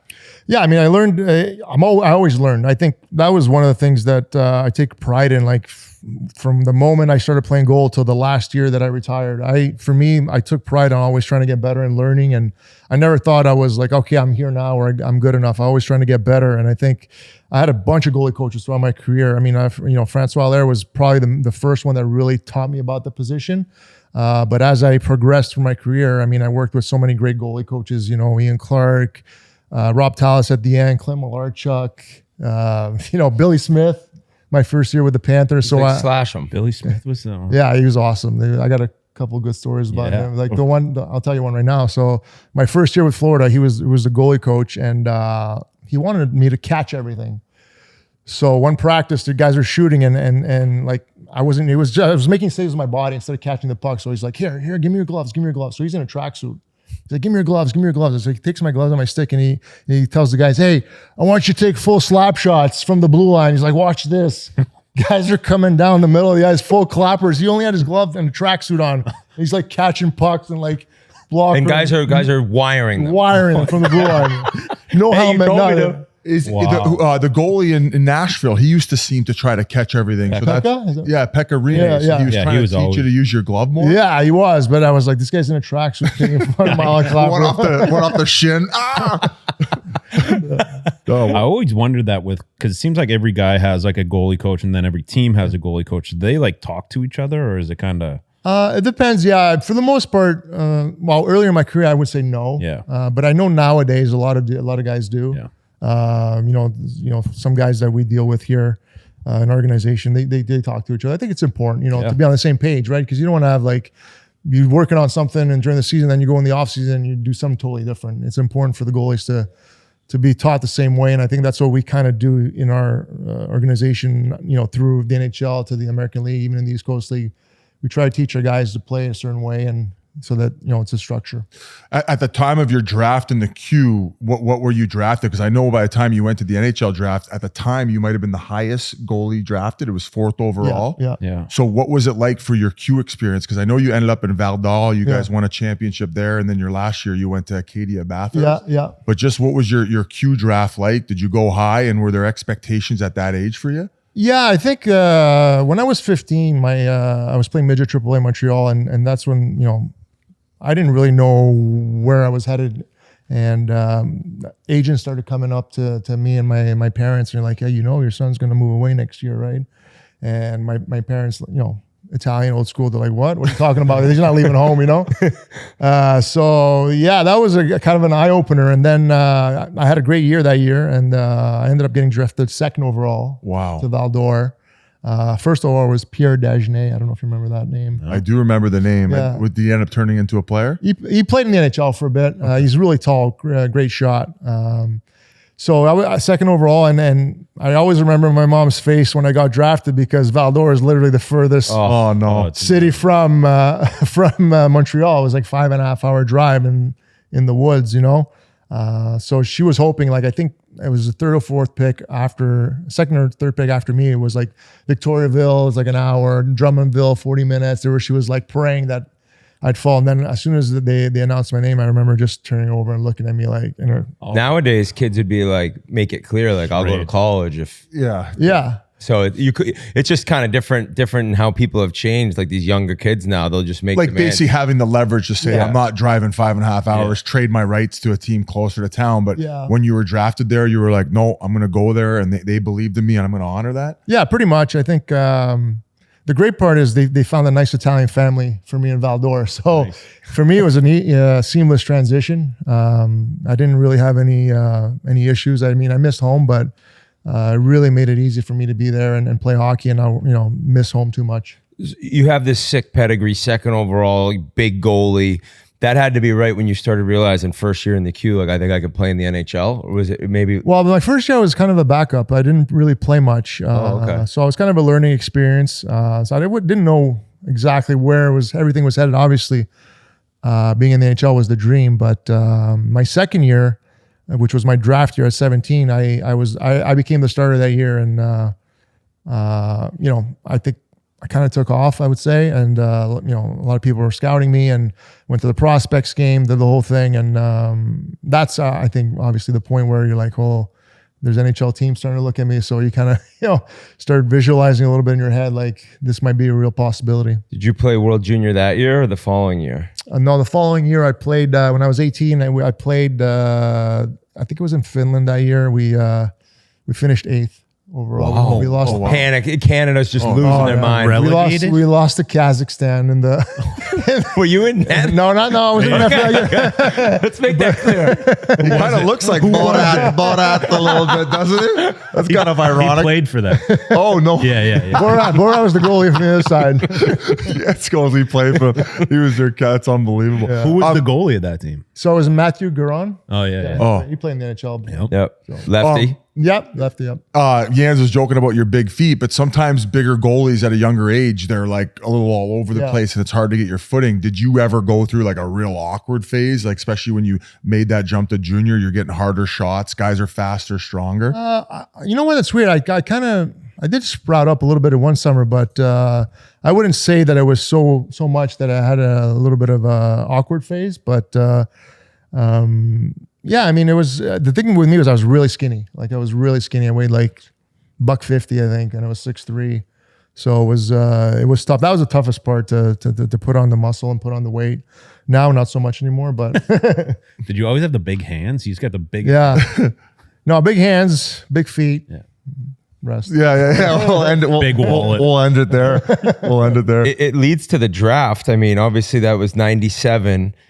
Top 4 picks: Joe Thornton, Patrick Marleau, Olli Jokinen, and you. Wow, that's heavy. 4 legit. That's heavy. No misses. Did you know going in it was Islanders? Like we kind of asked guys the night before the draft for memories for yourself. Yeah, no, I didn't. I didn't know it was the Islanders because I actually talked to Boston, which was the number 1. I had some good talks with them. I thought there was a chance I might go 1.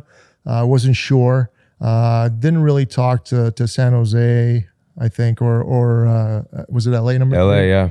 So I kind of, once Boston took Joe, I kind of didn't expect to go in the next couple picks. And then once the Islanders rolled around, that was kind of, they had 2 picks in a row because they had 4 and 5. I think Brewer was drafted. Yeah, I don't know why I didn't mention Brewer, but he's got over 1,000 games.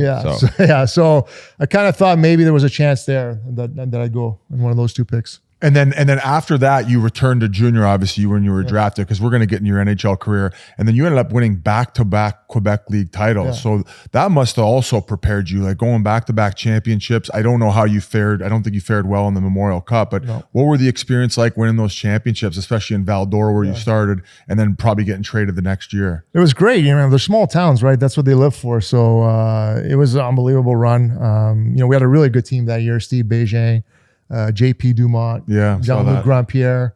So we had a lot of good players on the team, and we I think we swept Rimouski in the final. That's when Vinny Lecavalier was playing there. So it was a great run. And then the following year, when I was at the World Juniors, that's when I got traded to Bathurst halfway through. Val-d'Or wasn't really a contention anymore, so they kind of traded me to Bathurst, which is funny because I don't know if you guys know like some of the major junior trades. Quebec League, it was like, we're going to trade you 17 first rounders. But the best players. We traded for Chicoutimi's whole first line. I swear to God, the whole first line. It's crazy. See you guys. Yeah, we all got him in Bathurst at the trade deadline. The whole first line. You're not the first line anymore. We got a new one. Sorry, guys. It's so fun though because it's right after World Juniors. Yeah. Guys just go to a new team. Yeah. It's crazy. Keep the clothes. I was looking at your Bathurst team. There was not many guys that even played in the NHL. Like Ramsey Abid played. Yeah, a little bit. Like there wasn't that many, but back in they were pretty good junior players. I think there was a bit of more of an older team. Like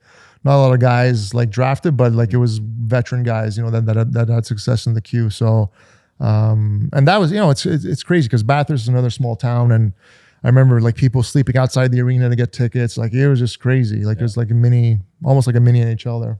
Was Irving the owner when you were there? No, it was Leo Guy Morissette. So you go to the Islanders. Butch Goring was your head coach? Yep. That's Biz's boy. That's your guy. That's my boy. your guy. That's my boy. Are you guys He tight? stuffs Is Biz in that a real? locker on Twitter. Is that real or is that you guys? It kind of was real, but I want no smoke with that guy because I feel like he would shank me. Yeah, you're done. Yeah, exactly. He's got people in low places. Like, what was that experience like? And then also, I saw some of the goalies there that year. I'm not saying you cross paths with all of them, but like Felix Potvin, Kevin Weeks, Valaket, who does media now too, and there was one other one. So, did you spend time with all those guys? And those guys are legends. I did actually because when I first got called up, Felix was the goalie. And then probably a month in, he got traded to Van for Weeksy. So Weeksy came back. Oh. So me and Weeksy were partners for a while. Well, for the rest of the season, pretty much. And then when I got sent down, I got sent down 2 games before I hit my bonuses with a month left in the season. Oh my God. That's a story for another day. But anyway, so I got sent down, and then I got called back up the last game to play the last game of the year. And Valley was up. So Valley got called up when I got sent down. So we're getting ready to go out for warm-ups for the last game of the year. And I'm standing by the doorway, and then I look over, and like Valley's standing next to me, and I look over. I'm like, "What are you doing?" He's like, "What do you mean?" He's like, "I'm getting ready to go out." I was like, "What do you mean?" "I'm getting ready to go out." Like we both thought we were starting the game. Like we didn't know who. Like they told me he was starting. They told him he was starting.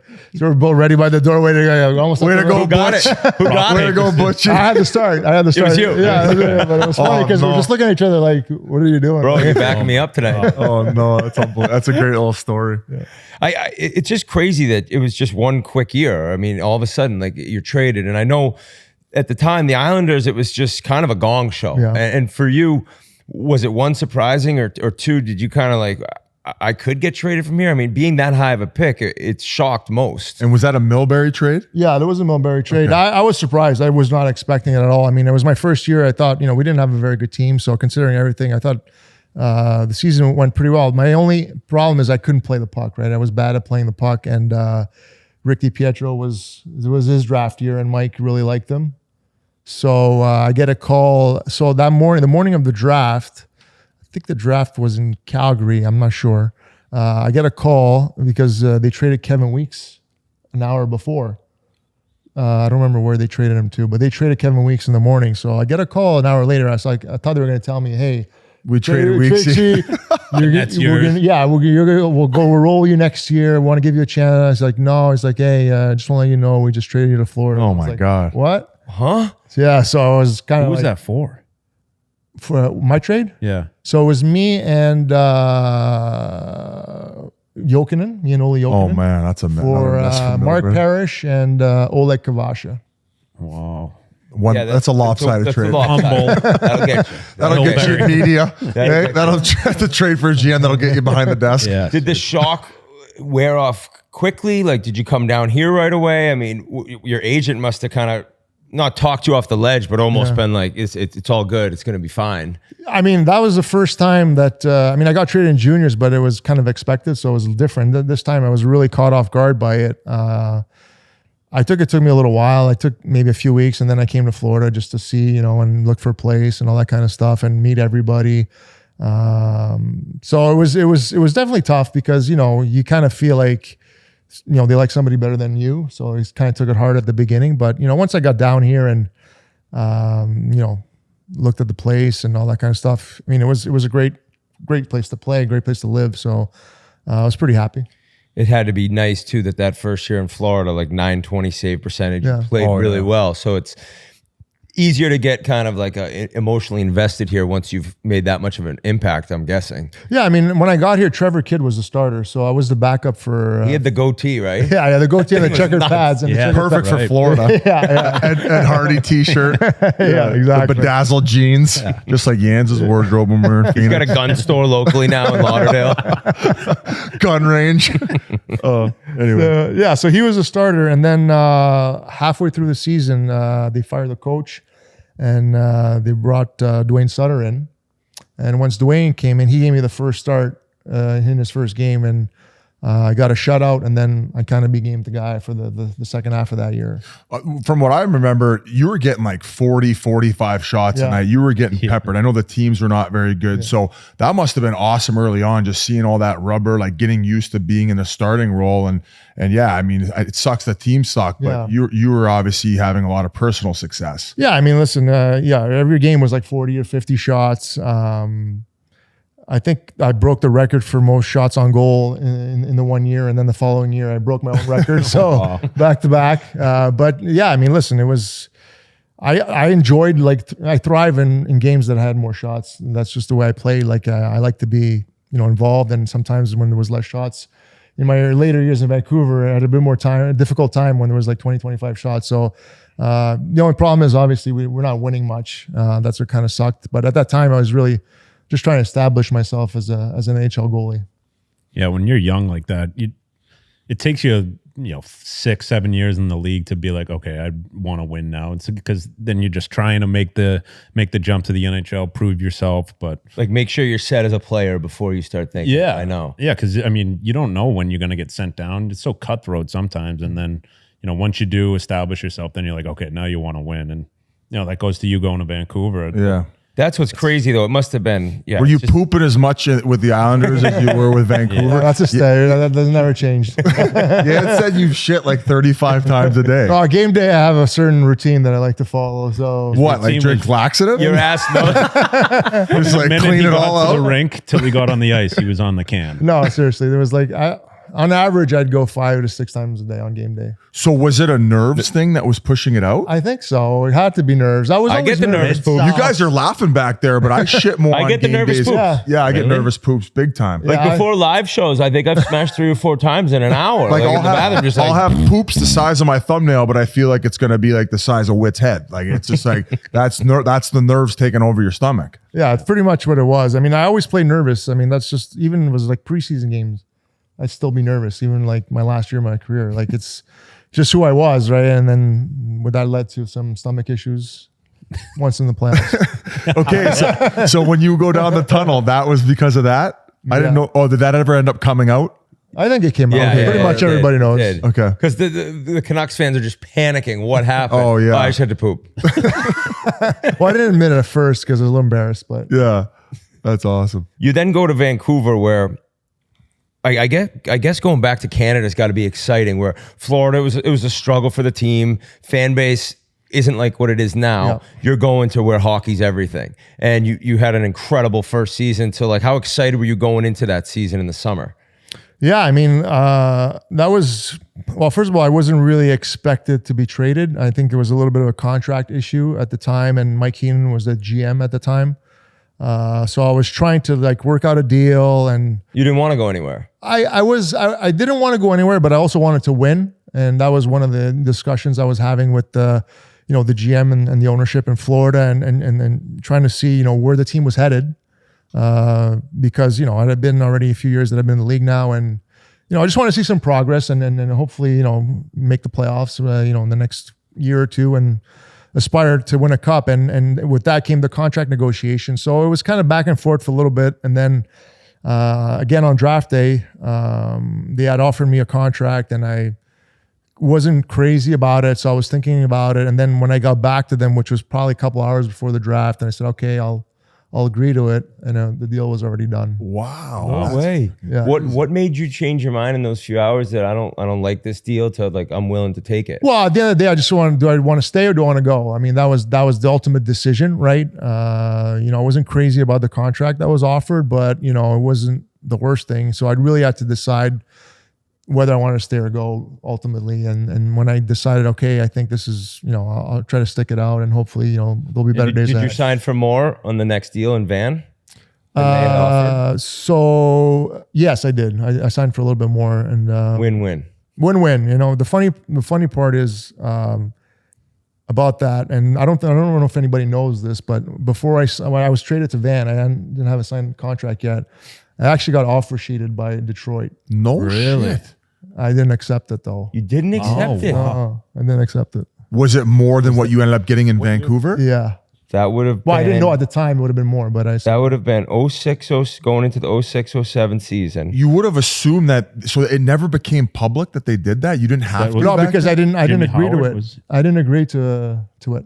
Oh, which is weird because like the Broberg and the Holloway one became like those I ones. think you have to accept the offer sheet. The player has to accept it. I think for it to. Oh, No, you know what I'm not saying? now Okay, because okay. it came out. It broke this year that it came and the player has to The accept player, it. Sorry. okay, so that's The when it team goes has to- public. Wow. yeah. My So bad. okay, so you would never know about some. There must be some wild stories about players getting offer sheeted. Then I if just this, heard one. yeah, well, Yeah.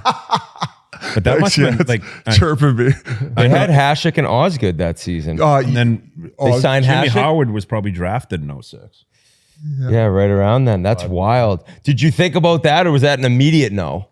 Yeah, it was pretty quick. No, I mean, I just got traded to Van, and I didn't. You know what I mean? I just wanted to be there. I didn't want to like go to another team. So Oh, it was I thought you meant it was from Florida to. So I just got Before, traded yeah, to Van, and okay. before I signed my contract at Van, Detroit So called they me. traded for you and then let you get to July 1st? No, I think it was They had like talked. like within a week of the trade. I wow. think I don't know. I'm not exactly sure how the timeline went down, but Aggressive play by Detroit. I love that. What's weird though is that when you called them back and accepted the offer from Florida, and they're like, the trade's done. It's surprising they hadn't called and told you the trade was done. Like it had been a few hours, right?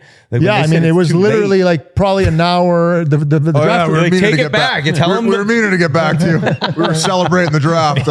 Bob McKenzie was cracking a beer. He's like, "Where's Bob on this one?"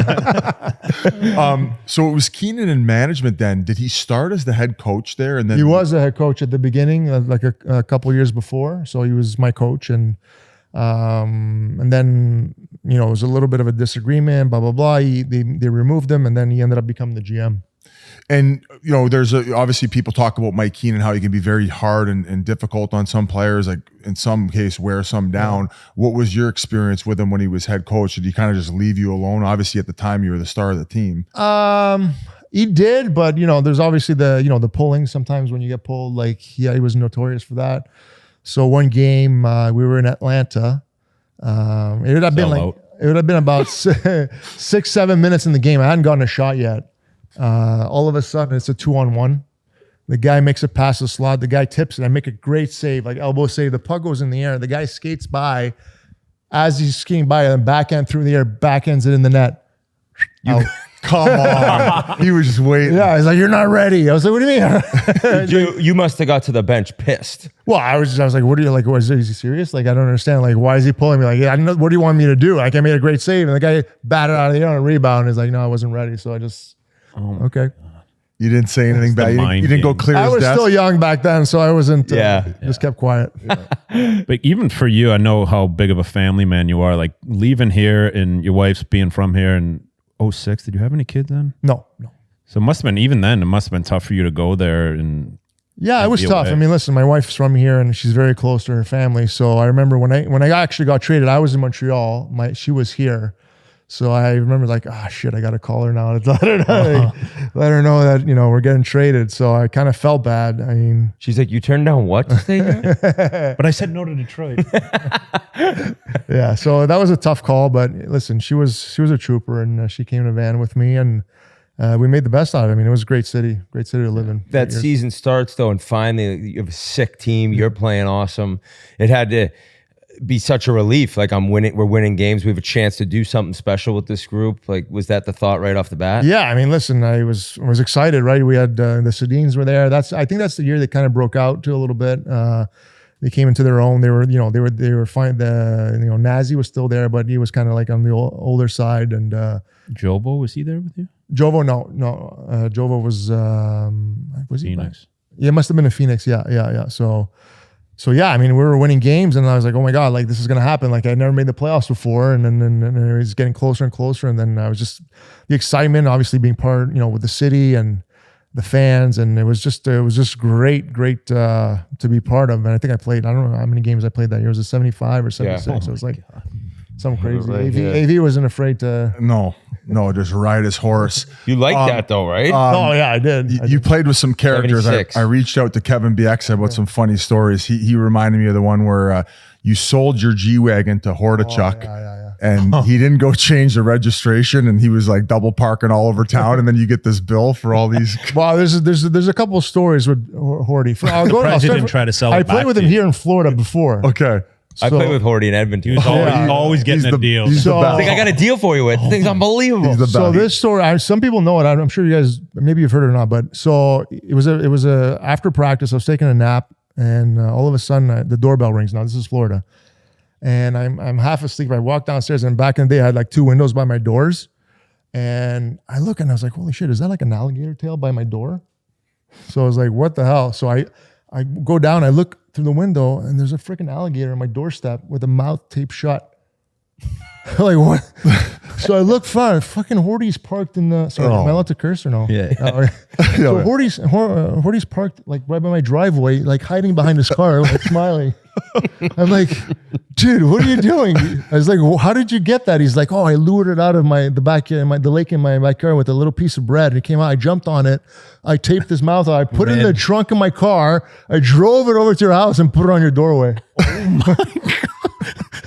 This guy's So unreal. that was my first time with him. What did he do with it? Did he take it back to the? Well, I don't know what he did. He must have Gifted cooked it. It made him. Imagine Thanks it. for boots. Made him Thanks boots. for bailing me out last night on that pizza up the middle. I got you a pet alligator. He made one shoe for Lou. Imagine seeing him headlocking that thing, taping his mouth shut. It's gonna be scary. It's crazy. So fast forward to Vancouver. Now we're teammates again. And I had a G-Wagon and I was trying to sell it. And he goes, hey, I want to buy it off you. I was like, oh, because I know like he's always like, whatever. He's getting you on the price. Yeah. You owe So him. I'm like, I gave him a great deal. I was like, crazy. I don't remember what it was, the number or whatever, but it was a great deal. Like, he goes, hey, he's like, can I pay you with Lululemon gift cards? No way. I love this guy. Like CCM I love this guy. Like, I love this guy. Lou didn't have the I same love this deal, guy. probably. I'm like, Or buddy, more. I'm selling you a car. It's not like a laptop. It's a car. He's Wait till you see these stretchy dress pants they got. I'm telling You you. want to give me $50,000 in Lululemon gift card? Unlimited underwear for the rest of his There's life. these new things Oh, yeah, called with yoga pants for girls. Your wife will love Yeah, them. shitting 35 times a day. You thought maybe you'd get you with the underwear deal. At least bring me like a pizza gift certificate somewhere. Oh, So then we finally get. I said, Horty, come on, buddy. Like, gotta give me. Okay, finally we agreed to the deal. Gives me the money. Blah blah. So then I give him the car. So it's been a month. He's still driving with my license plate. I'm like, dude, like, what are you doing? Like, and I'm getting all these tickets. I was like, he has some excuse, right? So he's not taking the tag off. So one game was a game. I tell one of our trainers in Vancouver, I said, buddy, do me a favor during the game, go in the garage, take the tag off, and give it to me. So he unscrews it and he gives it to me. Then the next 2 weeks, he's driving without a license plate on his car. God. What a guy. What a guy. guy. That's iconic. where's he living now? Is he around I here? think he's in Arizona. Arizona, he's a Thunderbird. Yes, you Yeah, told me he's that for helping the out with waste that- management Oh tournament. yeah, he's a legend. He is so funny. He's so giving too, though. Like as funny as you say with the gift cards. He's an animal. He retired. I've told this on the pod before, but he retired Ziggy Palfy. We were in Pittsburgh playing in Nashville. Just insane open ice hit. Crushed. Oh, him. yeah. And the next day we came to the rink and Mark Rack, he's like, you hear about Ziggy? I'm like, no. He's like, he retired. That was it. That was it. Another one BX had told We me went home. is you loved your poker, your online yeah. poker and your cards. You'd land from whenever you were in a road city, you'd land, you go to the hotel, you'd stay in the hotel. Do you go to sleep playing poker? Dude, he would work guys on the plane. It was like free money for him. Well, back in the day, now that I've actually learned to play, when I look at myself 10 years ago, I didn't actually even know how to play. But yeah, I mean, we'd go into the road cities and I'd go right to the hotel and just go on Poker Stars and just play cards, poker until about 11, 12 o'clock. On occasion, if I'd make a final table, I'd be up a little bit later. But but for the most part, yeah, that was my routine. I mean, then that's kind of where I was always known for like room service. I always never went out to dinner. I was at room service. So for the first few years, it was always because of playing poker. Then poker became, you couldn't play online poker anymore. So I just stuck with that routine. I just watched whatever sports. He did a Saved your lot of energy. room service, but one day we were out in Vancouver. What's that place that you love? Chipino's, yeah. Oh, it's So good. closing. I It's think. closing in December. it's I yeah. went sad. twice this summer, man. It's just like little iconic Unbelievable. chef son. Why is it closing? Chef son. Because Lou's not there anymore. Yeah. So anyways, I kept the business of it. yeah, we walk in. He's room service. You can never get him out to dinner. It was a great occasion when he did. We're in Vancouver. We walk into Chipino's. There's a big circle table in the middle, like probably for 6 to 8 people. It's just Lou. The owner's coming out talking food everywhere. I look to the left and a small little table like this, George Clooney. Lou absolutely pigeon tossed George Clooney. Probably the first time That's no one even cared that George Clooney was there. Everyone was like, it's Bobby Lou. Incredible. Yeah. Did you get to say hi to him? I don't remember that story. I remember that. Weird. Yeah. And then remember we were sitting there and then he's like, you guys can come sit with me. And we felt like we were sitting with like the Don. The Don, yeah. It was great. I'm going to make you an offer you can't refuse. He had his cat. So good. Sad that what else? Oh, so is it Turin, Italy? Italy? How do you say the name? Turin? Torino? Or is it Torino? So I keep saying Torino to him, and he keeps telling me. And online Turin. it says Turin. Maybe I said it wrong, but he said French, yeah. Yeah, sorry. Torino. In Italian, it's Torino. Torino. I'll have to look at my notes after. I think it was on the notes app. We had it like that. But when you went into that Olympics, you were like the second or third string, and I think Marty had an average game, and Pat Quinn was the coach. Yes. And he came in the locker room. I'll let you take over the story. You probably know what one he's going to tell, no? Yeah, so he looked over at me, and I don't remember which game it was, but he looked over at me after the game. He's like, Carlo, you're starting next game. I was like, what? Is he talking to me? Or I don't know. I think because he coached the Leafs at the time, right? And I think Carlo Koliakovo was one of his players, so he must have got us mixed up or something. So he's like, Carlo, you're starting next game. And I was like, I didn't know what he meant. Like, was it me or was it somebody else? Or I don't know. So we kind of just. The way that Bieksa tells it is like he lit up the whole room. Then he's like, be ready to play. Be ready to play tomorrow. And Carlo, you're going. And then like nobody knew who the fuck he was talking about. So Turco went in, I guess, and asked him. That's what Bieksa said. Oh, is it? Yeah, maybe. I don't know. He said he went in and he goes, he looks like a fucking Carlos. And then that was Bieksa's story. So sorry. Yeah, but he likes to zhuzh it up a little bit. Oh, he puts a little salt and pepper on his stories? Well, a little bit. Yeah. Okay, well, that's how you make it good. I guess like the success in Vancouver like leads into the 2010 Olympics. That atmosphere was something I'll never forget personally. Like the city was just so electric. When you ended up taking over, were you shocked? You must have been really wanting that and ready for it. But like, take me through finding out that news. So we played, I think it was USA in the first round, and we lost. I don't remember what it was. It was the second, I think it was the third game. Kessler scored one of the best empty net goals I've ever seen in that game. Was it? Yeah. Kessler. Okay, I was going to Kessler. Phil was out there in an empty net. So we lost. That was the third game. We lost to the USA, and then we're on the bus going to hockey, like a Team Canada House or whatever it was called, for meet up with the families, blah blah blah. So we're on the bus, and we get to the house, and I get a text from Babs. He's like, come see me in the front of the bus. I was like, okay. So I walk up there. He's like, it's your tournament for the rest of it. So get ready. You're going. And I was like, holy shit, I got so nervous. I was like, right to the shit. Right to the shit. On the bus. On the bus. A $500 fine. Right on the bus. So yeah, so as soon as he told me, I was like, never felt nerves like that before, it's like, because it just hits you in one shot. And then you realize like it's the Olympics, you're in Vancouver, you're playing for Vancouver, like holy smokes, like this is crazy. It's crazy. And then like my family, my whole family was there. And as soon as I walked towards them, they all looked at me and I was like, what's wrong? Is everything okay? Like I was white as a ghost. And I was like, yeah, I was like, I'm starting next game. Wow. And so you were that affected hearing that. Well, it was, it's a big moment, right? It's a big moment. Like this is like 2010 Olympics in Vancouver. I've been waiting for that, for years and for that opportunity. And, when you finally, when it kind of hits you, and it took me a few minutes to digest it, but it all happened quick. And then I just remember the nerves, right? Just the pressure of it all. I mean, you represent your country in Canada. Yeah, it was crazy. Was it like, had you made peace with like, oh, I'm not going to start this tournament? Or obviously going in, you wanted to start, and then yeah, I mean, I wasn't sure how I was going to go. I started the first game. I think it was against Norway, or I think it was Norway or Denmark, one of the two countries, and I played pretty well. And then Marty played the next game against Switzerland. I think we lost in a shootout or won in a shootout.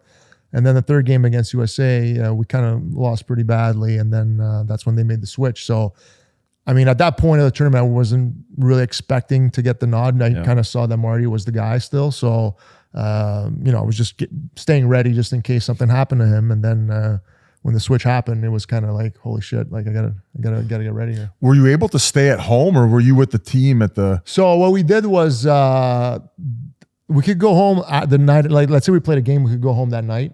But afterwards, the next day, we had to go back to the village and stay there until the next game. Baza style. Yeah, that must have helped so much, though, just being kind of in your town, right? Like that's just like your routine for at least some not really, sort of it. No, not really, because everything was closed off. Like you couldn't really go anywhere. You know what I mean? So it was like, and literally just go home, eat, then go to sleep, and the next morning I was back in the village. Because I kind of still want to experience the Olympic experience, right? That's what it's all about.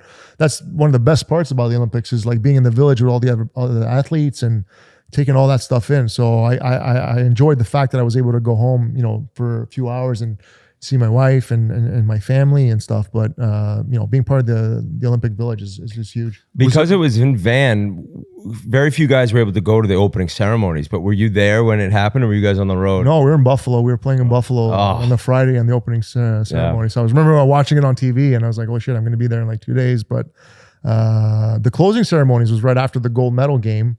And a few people went. Like some of the guys ended up going. Some guys were like flying out that night, so it was kind of a bit of a whirlwind once it was over. But I wasn't able to go to that. Do you have any like fun stories that you remember? I think we had Mike Richards on, and he was talking about how like Drew Doughty was an animal. He was like going out every night, and he showed up like 45 minutes before the game. He was late, remember? I think he said he was pretty late not pretty late, but yeah, like way after most guys for the gold medal game, which it was at noon. Yeah. Yes, it was at noon. That was the best part of it. Like you wake up and you go. Like you don't have all day to sit on it and wait and think about the game. You're like, oh, thank God, you just get up, boom, you're there and you're playing. That game was just so incredible. Like for US for us to tie it up. Yeah, I can say us. You had to. What was your thought process at intermission? Who was talking? Like it was just so crazy that ended up happening. All of a sudden, it's next goal wins. Yeah, I mean, it was after they tied it, you just felt everybody just deflate, and then even us, like it was tough, like to give up a goal there in the last minute.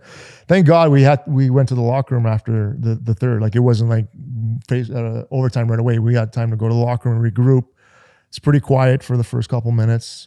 Then some of the older guys started speaking up, Prongs, Niedermeyer, those guys, and, kind of refocused the energy to like, hey, this is like the overtime gold medal game. Like, this is what you would dream of. So it kind of got the boys back in focus, and we went out there, and then we saw, obviously the golden goal, of course. Crosby, of course he gets it. So the play, I don't know if you guys rewind that play to the beginning, like Pavelski has a one-timer from the high slot, and I make an elbow save, and I'm actually freezing that puck. Like the play was done. Like I was freezing that puck, but the defenseman calls for it, so I slid it to him. Or else that play wouldn't have even happened. Who asked for it? Probably Doughty.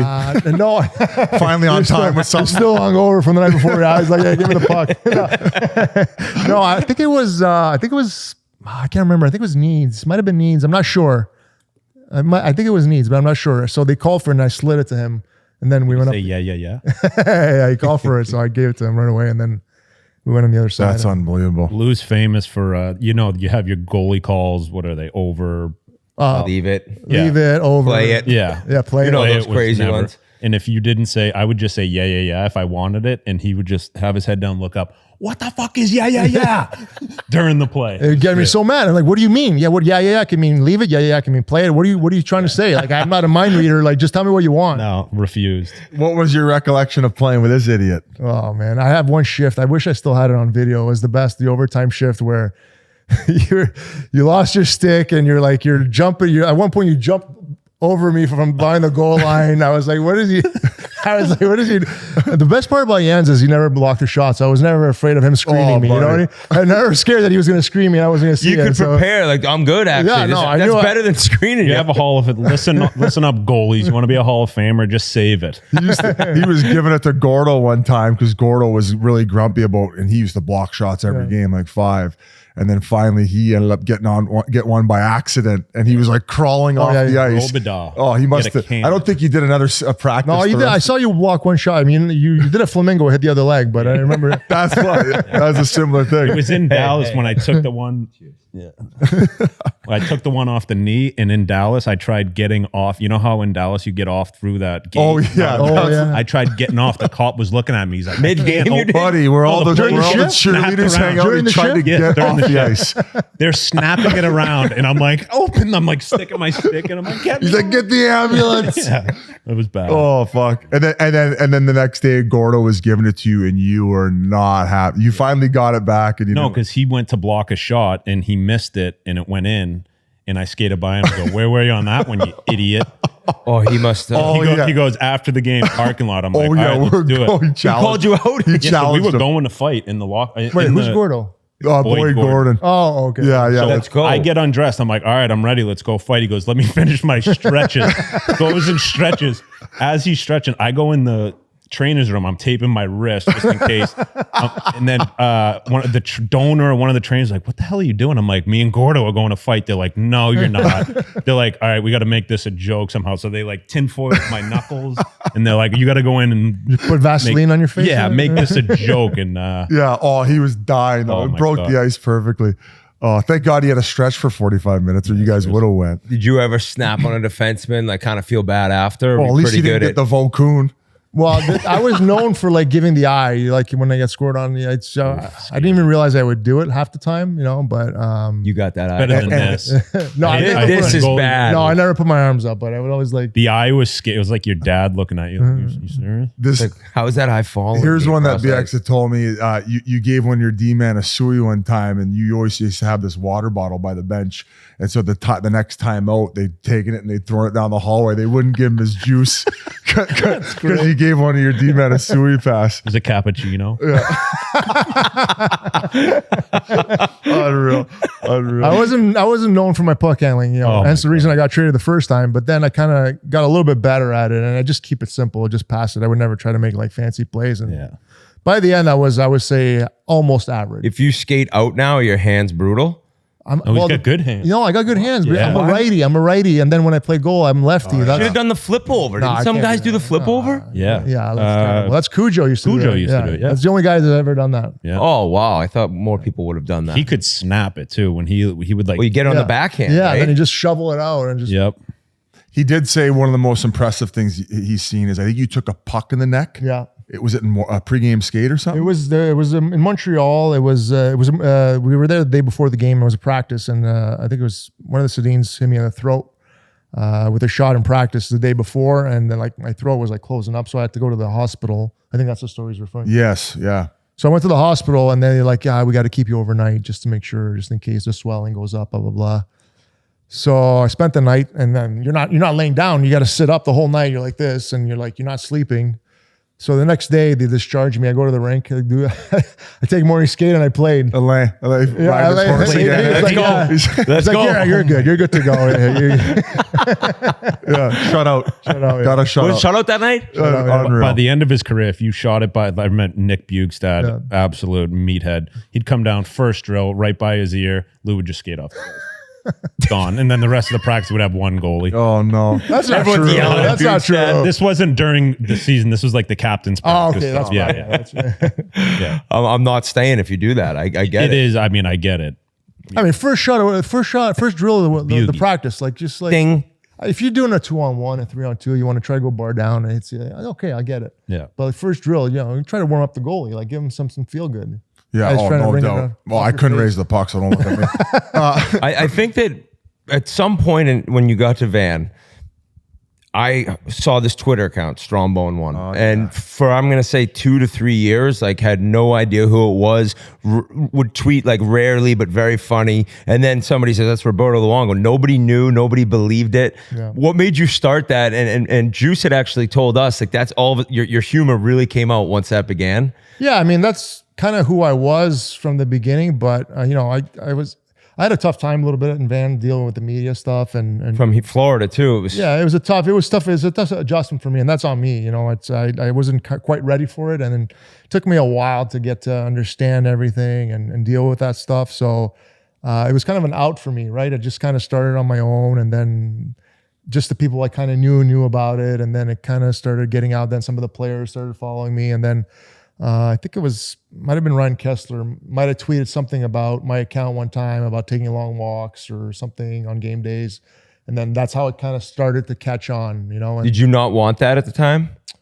I don't know. I was just going with it happened. It ended up happening organically. Nobody really thought it was me till like way past like years. Yeah. People were still questioning it. They're like, it's too good to be true that this guy's and there doing. was like conspiracy theories. Like one time, like James Duthie from TSN sent me like a picture from like a t-shirt of a skit that we had done one time. So he sent it to me and then I posted it and they're like, look, you can see his reflection in the mirror. It's James Duthie.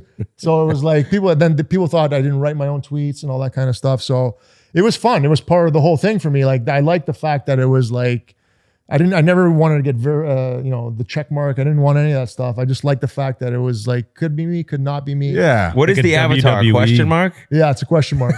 It's kind of you get to play with the fans now. Like you're normally the main focus where you're like, I get to toy them. And it was almost like a fun outlet for you and a way to show off your sense of humor. Exactly. And I get to make fun of myself. So it kind of took a lot of the edge off. That was the best. Yeah. Everything and made me feel better. So it kind of was actually turned into something great. Like it wasn't the intention at the beginning, but it kind of morphed into something that really helped me out. And you mentioned the skit you did with Duthie. So you might have done a few like, I guess you can call them content pieces now. You ended up doing more and more of those. Like, did you love doing all that stuff? And Yeah, it was, me and Being silly? being silly. With Schneid. me and Duthie developed a great relationship. The first one we did was here in Florida with the Noodles. Yeah. With the Zamboni, and then we kind of followed it up, and then we did another one after the Olympics, and then the one with Schneider. Actually, that one was I called Duthie up and I was like, hey, let's do one with them, because at the time there was it was a big controversy, like me and Schneids and this and that. Meanwhile, we're good buddies, Right. and obviously we both wanted to play, but there was no animosity. We loved pushing each other, and so it was great. So I kind of had the idea. I called James and I was like, hey, can we do a piece about the blah, blah, blah? And he's like, yeah, that's a great idea. So we met, I think it was in Columbus, and we shot it there. Yeah, that's probably the most famous one. Yeah. And we got to talk about the cup run. Like that, that's like the pinnacle of your time in Vancouver. And like, what was just that team like, that experience like, and just like go through it. Yeah, I mean, listen, we won the President's Trophy that year. I think we had a great team from top to bottom, like great lines. We had every type of player, a lot of players that other teams hated, which seems to be like a good recipe for success these days. Yeah, Torres, was it Kessler? Kessler, BX, Burrows. Oh my God. We had a lot of characters on that team. Oh, yeah. So, but they were great guys. It was fun, man. The locker room was fun and kept it light. When the Sedins were more quiet, but great leaders. So, it was just going into the first round. We're facing Chicago, which was our nemesis. They had beat us, a couple times already. Defending Cup champs. Yeah, and they had just snuck into the 8th seed that year. So we're like, really? Like we got to face them in the first round? Like after we got the President's Trophy. So similar to last year, we were up 3-0 in the series, and Game 4, we get blown out in Chicago. So now we go back to Van for Game 5. And I didn't play a great game in Game 5, so we lost again. It wasn't even close. So we go back to Game 6 in Chicago, and they take me on the side. They're like, hey, Schneider's going to start next game. And I was like, I wasn't happy about it, obviously, because I wanted to play. But they're like, listen, he's going to start this game. If we win, you're going to start next series. If we lose, you'll start Game 7. So obviously I digested it and I was fine. So Game 6 rolls around, close game, blah, blah, blah. So start the third period. I was backing up, so I was in the dressing room. I wasn't on the bench. I was in the dressing room. Started the third period, first play, boom, penalty shot against Schneids. I was like, oh shit. So the guy comes down, scores. And then I see Schneids he's not getting up. I was like, oh no, what the hell? What's happening? Wait, what? What's happening? He's like, and then the trainer runs in. He's like, you gotta come. You're in. You're going in. Like Schneids is cramping up. And I was like, what? That was on my third hot dog. Like I was like, On the shitter. So I was like, wait, I gotta go take a quick shit before I go. No, so I was like, okay. So, and this I'll never forget this moment. I swear to God, like people hated me in Chicago because of the history, whatever. So coming out of the locker room and coming through the tunnel, I felt like Stone Cold Steve Austin going to the ring. God, it was so crazy. People were yelling. Fired you up though. Oh, it was crazy. I loved it. It was insane. I'll never forget it. Like yelling at me. I was like, and that's so. I get in the net. I actually played pretty good third period. We go to overtime. We end up losing overtime. So back to game 7. Now we're back in game 7. Now, obviously, it's kind of like last year in the playoffs, right? Now we lost 3 in a row. It's game 7. President's Trophy. What's happening? So same exact kind of game, we're up 1-0. We get 2 minutes left in the third period. They take a penalty. We're on the power play. 2 minutes left in the game. Just end the clock, boys. Yeah. Turn over. Taze cuts across, and I make the save. Hossa bangs in the rebound. Oh my God. I don't even remember this. Yeah. Minute left in the game. Short-handed? Short-handed. Oh my God. Short-handed. We're going to overtime. Couple minutes in overtime, Burroughs takes a penalty. So now they're on the power play, and they had some pretty good players. Yeah. 5 Hall of Famers, maybe. Yeah, and then so I don't know if you guys ever saw the save on Sharp on the back door. So I make that save, and then puck goes on the other end. Burroughs comes out of the box. We know the rest is history. So, and if you guys ever look at the celebration we had after we won that game, it was like you would have thought we won the cup that night. It was like just because of the history and coming back and almost losing and winning the series. So that was the first round. Wow. That was crazy. And then the emotion of that spring. Yeah, it was insane. And same. That's why last year in the final, I kind of always brought myself back to the Chicago series, right? I was trying to go, how did the guys feel? How did we feel? Like, what do we do? All that kind of stuff. So it kind of, helped me out. And I was talking to, our goalie coach a little bit about, the experience and all that kind of stuff what we went through. So that was that. Then the next round we faced Nashville, which that was the Kessler series. He was the biggest piece of shit in the world to play. And he was lighting it up. He was lighting it up in that series. He won the series pretty much. Like every game he scored, it was just nobody could stop him. And then we faced San Jose in the third round. That was a tough building to play in. Yeah, both but I teams looking to get over the hump and get to the final. Yeah. And the crazy part is Nashville and San Jose, those are my 2 favorite buildings to play in. I always loved playing those buildings. I don't know why. I always found success there. So as a player, when we would go in there, you just had to survive the first 10 minutes. It was 10 shots in the first 5 minutes, guaranteed. Guaranteed every time. What was that Metallica song playing? Oh, they would come out to it. I don't know. Both of those arenas, you feel like they're on top of you. Yeah. I wonder if that's why you. That's why I love it. Yeah, because you feel like the crowd's on top of you, and then every save you make, you just hear their reaction. Yeah, and that's what fueled me every time. So I love playing in those barns. So we played San Jose. We won the first 2 games. Go to San Jose, lost game 3, win game 4, go back home for game 5, double overtime, and Kevin scores that goal where it goes off the stanchion. Nobody knows where it was except for me and him. We were the only 2 people in the whole rink that knew the puck was right there. And when he shot it, we reacted to it. So that was that. And then, obviously the final. It was tight. It was a tight series at home. In Boston, not so much. First game was 0-0. We scored with a minute left. And Torres scores, and we were up 1-0. Game 2, Burroughs scores in overtime, like 5 seconds into overtime. Wrap around, I think, right? Around. So it was 2-0. And then we go to Boston, and that's where the series kind of changes. Not even in the first period, because Rome hits Horton, and he takes the 5 minutes. I was sitting. I don't think that was. I was sitting. We were sitting right 8 rows above your bench, right where he got hit. That shouldn't have been a 5, right? It was Horton. I think it was late, and I'd have to look at it again right now. Whether it was a 5 or not, probably was a 5. But he got suspended the rest of the series. And we were already down a couple of defensemen that were hurt. Hamus was out. That was a huge loss. Yeah, that was a huge loss for us. So we were down a lot of defensemen in that series. So we kill off the 5 minute, and I was feeling good. I was playing good. And then second period rolls around, and there was a harmless shot from the blue line. It was a wrister. It wasn't even hard. And Kevin was standing right in front of me, and I didn't see it. And I just went in the corner. And after that, the wheels fell off. It was scoring chance, goals. I was letting in bad goals. And then same thing in game 4, same thing happened. I didn't play well. So now game 5 rolls around. We're back in Van, and that's the discussion kind of opens up again as far as who should start because of, they did it in Chicago, blah, blah, blah. So I ended up starting game 5. We win again 1-0. That was a sick game. Yeah, that was crazy. That was really, really, I think we scored like early in the third period. LaPierre off the boards, rebound, banged it in. So, and we ended up hanging on 1-0 again.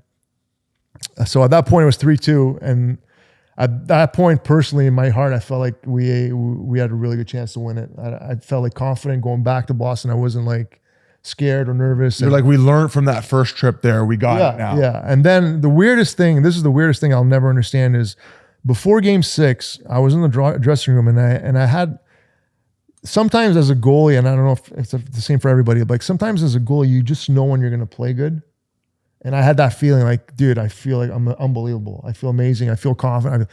Best feeling in the world. Usually when that happens, your lights out. I get on I got 3 goals in the first period. I was out. Did you feel that way after warmups or even before it? Before. And then warmups went fine, or everything was fine. Everything was fine in warmups. It felt good. Wow. Marshy took a wrister from the outside hash and from like a pretty bad angle, and it just caught me and it went like short side, and then I don't know what happened. I was dumbfounded because I felt good and I felt confident. Usually that means I'm going to have a good game, and for some reason that didn't happen. So we ended up getting blown out again that game, and we have to go home for game 7 again. So that was it was another roller coaster of emotions, and I was not as mature as I am now back then, and things wore on me a lot more, when I had trouble getting past certain things. So just going into game 7, I felt pretty good. And, the first goal was kind of a weird play. It was a bang play where Bergie just like knocks it out through a defenseman and just hits the post and goes in. And we're down 1-0 going to the second. And it was another weird goal where I make the save on Bergie and he just rolls into me and like everything goes in the net, myself and the puck, and they counted it. So we ended up losing. Then they scored an empty net 4-0 final, and that was it. But that was a tough one. Yeah. Such a ride. Like we appreciate you. Yeah, that was an incredible. That's an insane breakdown of that run, and it's amazing to hear. Yeah, amazing to hear. You said in game 6 you had all the confidence in the world based on how game 6 went. Did you not feel that way going into 7? Like, where were you at? I felt good, but I was just at that point I knew it was game 7 and like it was do or die. So it's like the nerves were more present than anything else. Like I wasn't really nervous before game 6, which is weird, because you have a chance to win it. But going into game 7 against Boston was kind of the same feeling as going into game 7 against Chicago, right? It's like just the game 7 nerves that are kind of taking over. You say you're more mature now in handling things. So if you go back and you mentioned the media, you weren't necessarily always down with doing all that. Was it because if they said something bad, you'd kind of hold on to it? Like you'd hear it and then you'd be thinking about it. Yeah, I mean, listen, I had trouble handling criticism. That was my biggest problem. Whether it was media or fan related, I had trouble handling that for some reason. And when I got to that market, I don't think I was really fully prepared for what was to come.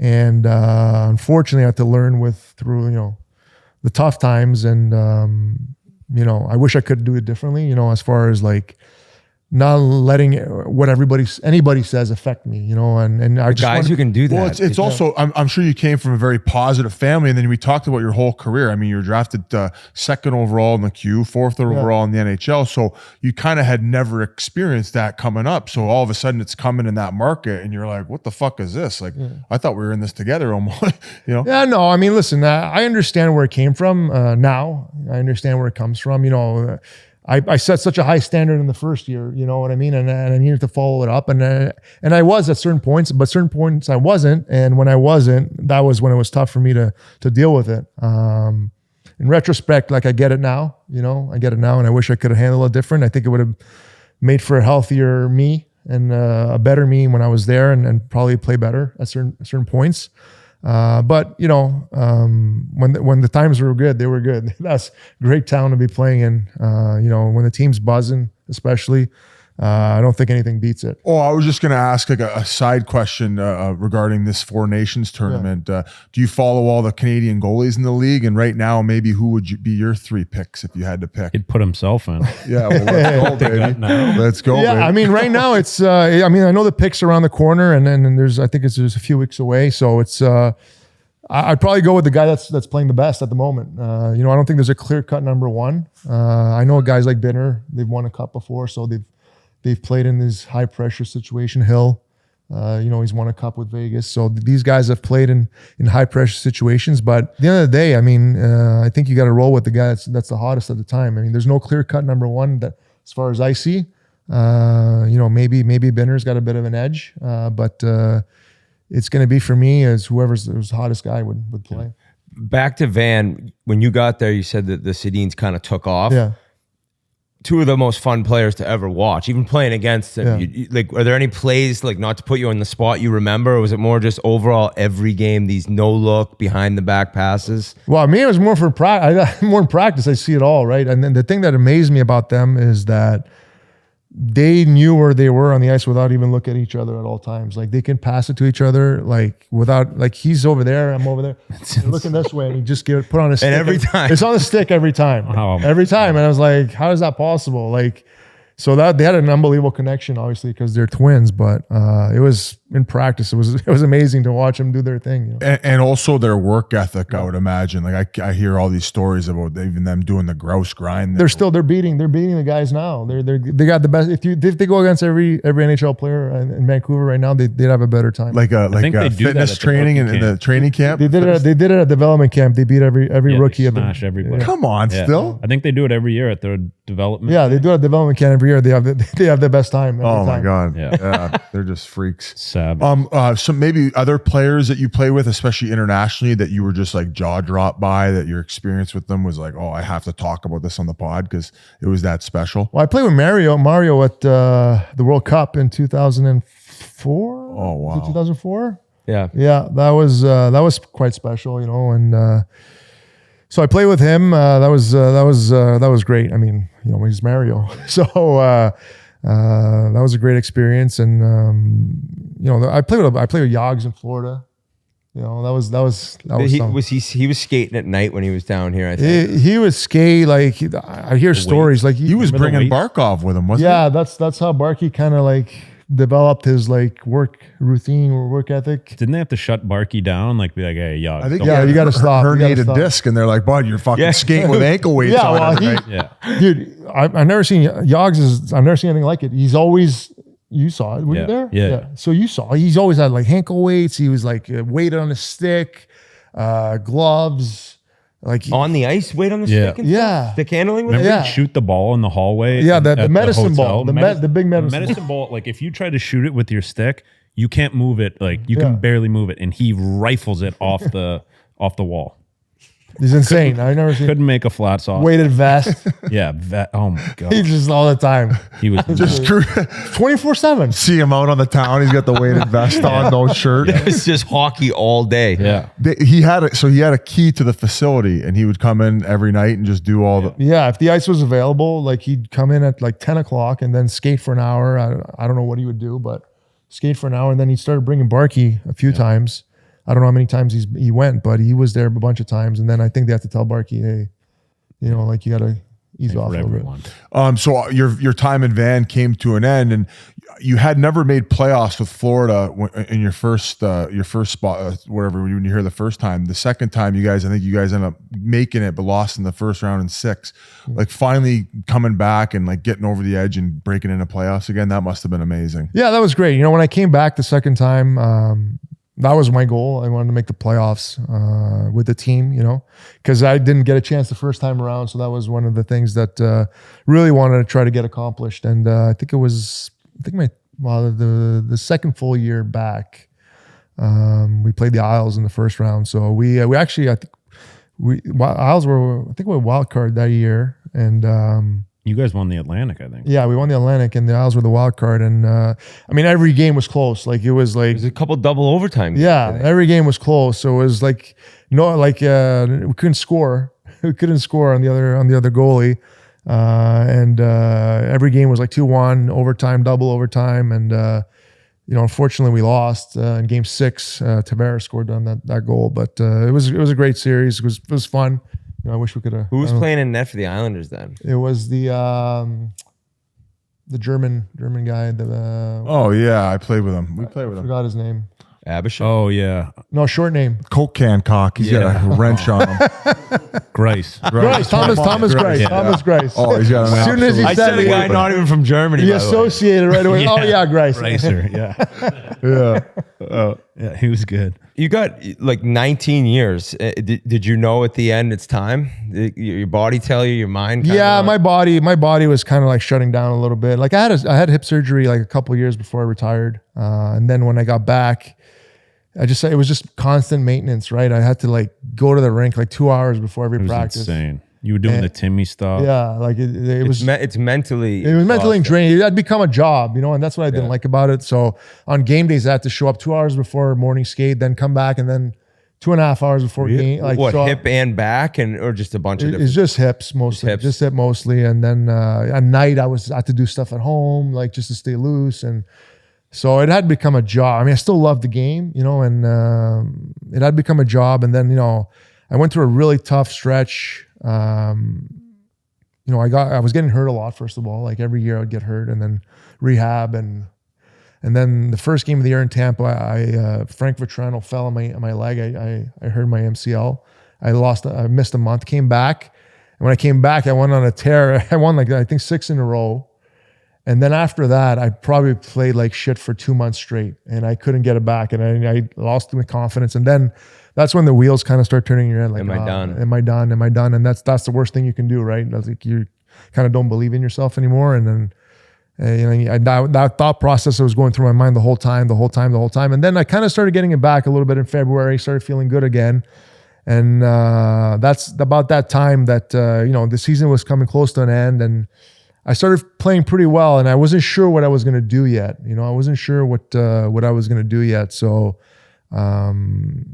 once the season ended, I took a couple weeks, and usually I start working out, mid-May, early June at the latest. And once that rolled around, I was like, I don't want to go. I don't feel like I want to do this again. I don't want to put myself through the grind one more time. And I went to the gym a couple of times, and I was like, you know what? Yeah, I think this is it. Wow. Yeah, it's like the body just kind of says, Yeah. that's it. The body had enough. So I little bit off topic. I'd just love to know your opinion on what could the league, or what do the fans want to see most with goalie interference? Like, are you confused now as much as we sometimes are when we talk on the show? Oh, I guess you can't even talk about this, buddy, can you? No, I could talk about it. What do you want to talk So you're never confused when you see these? Well, I'm confused when it goes against us, yes. Fucking bullshit. Any goal that stands, fuck that.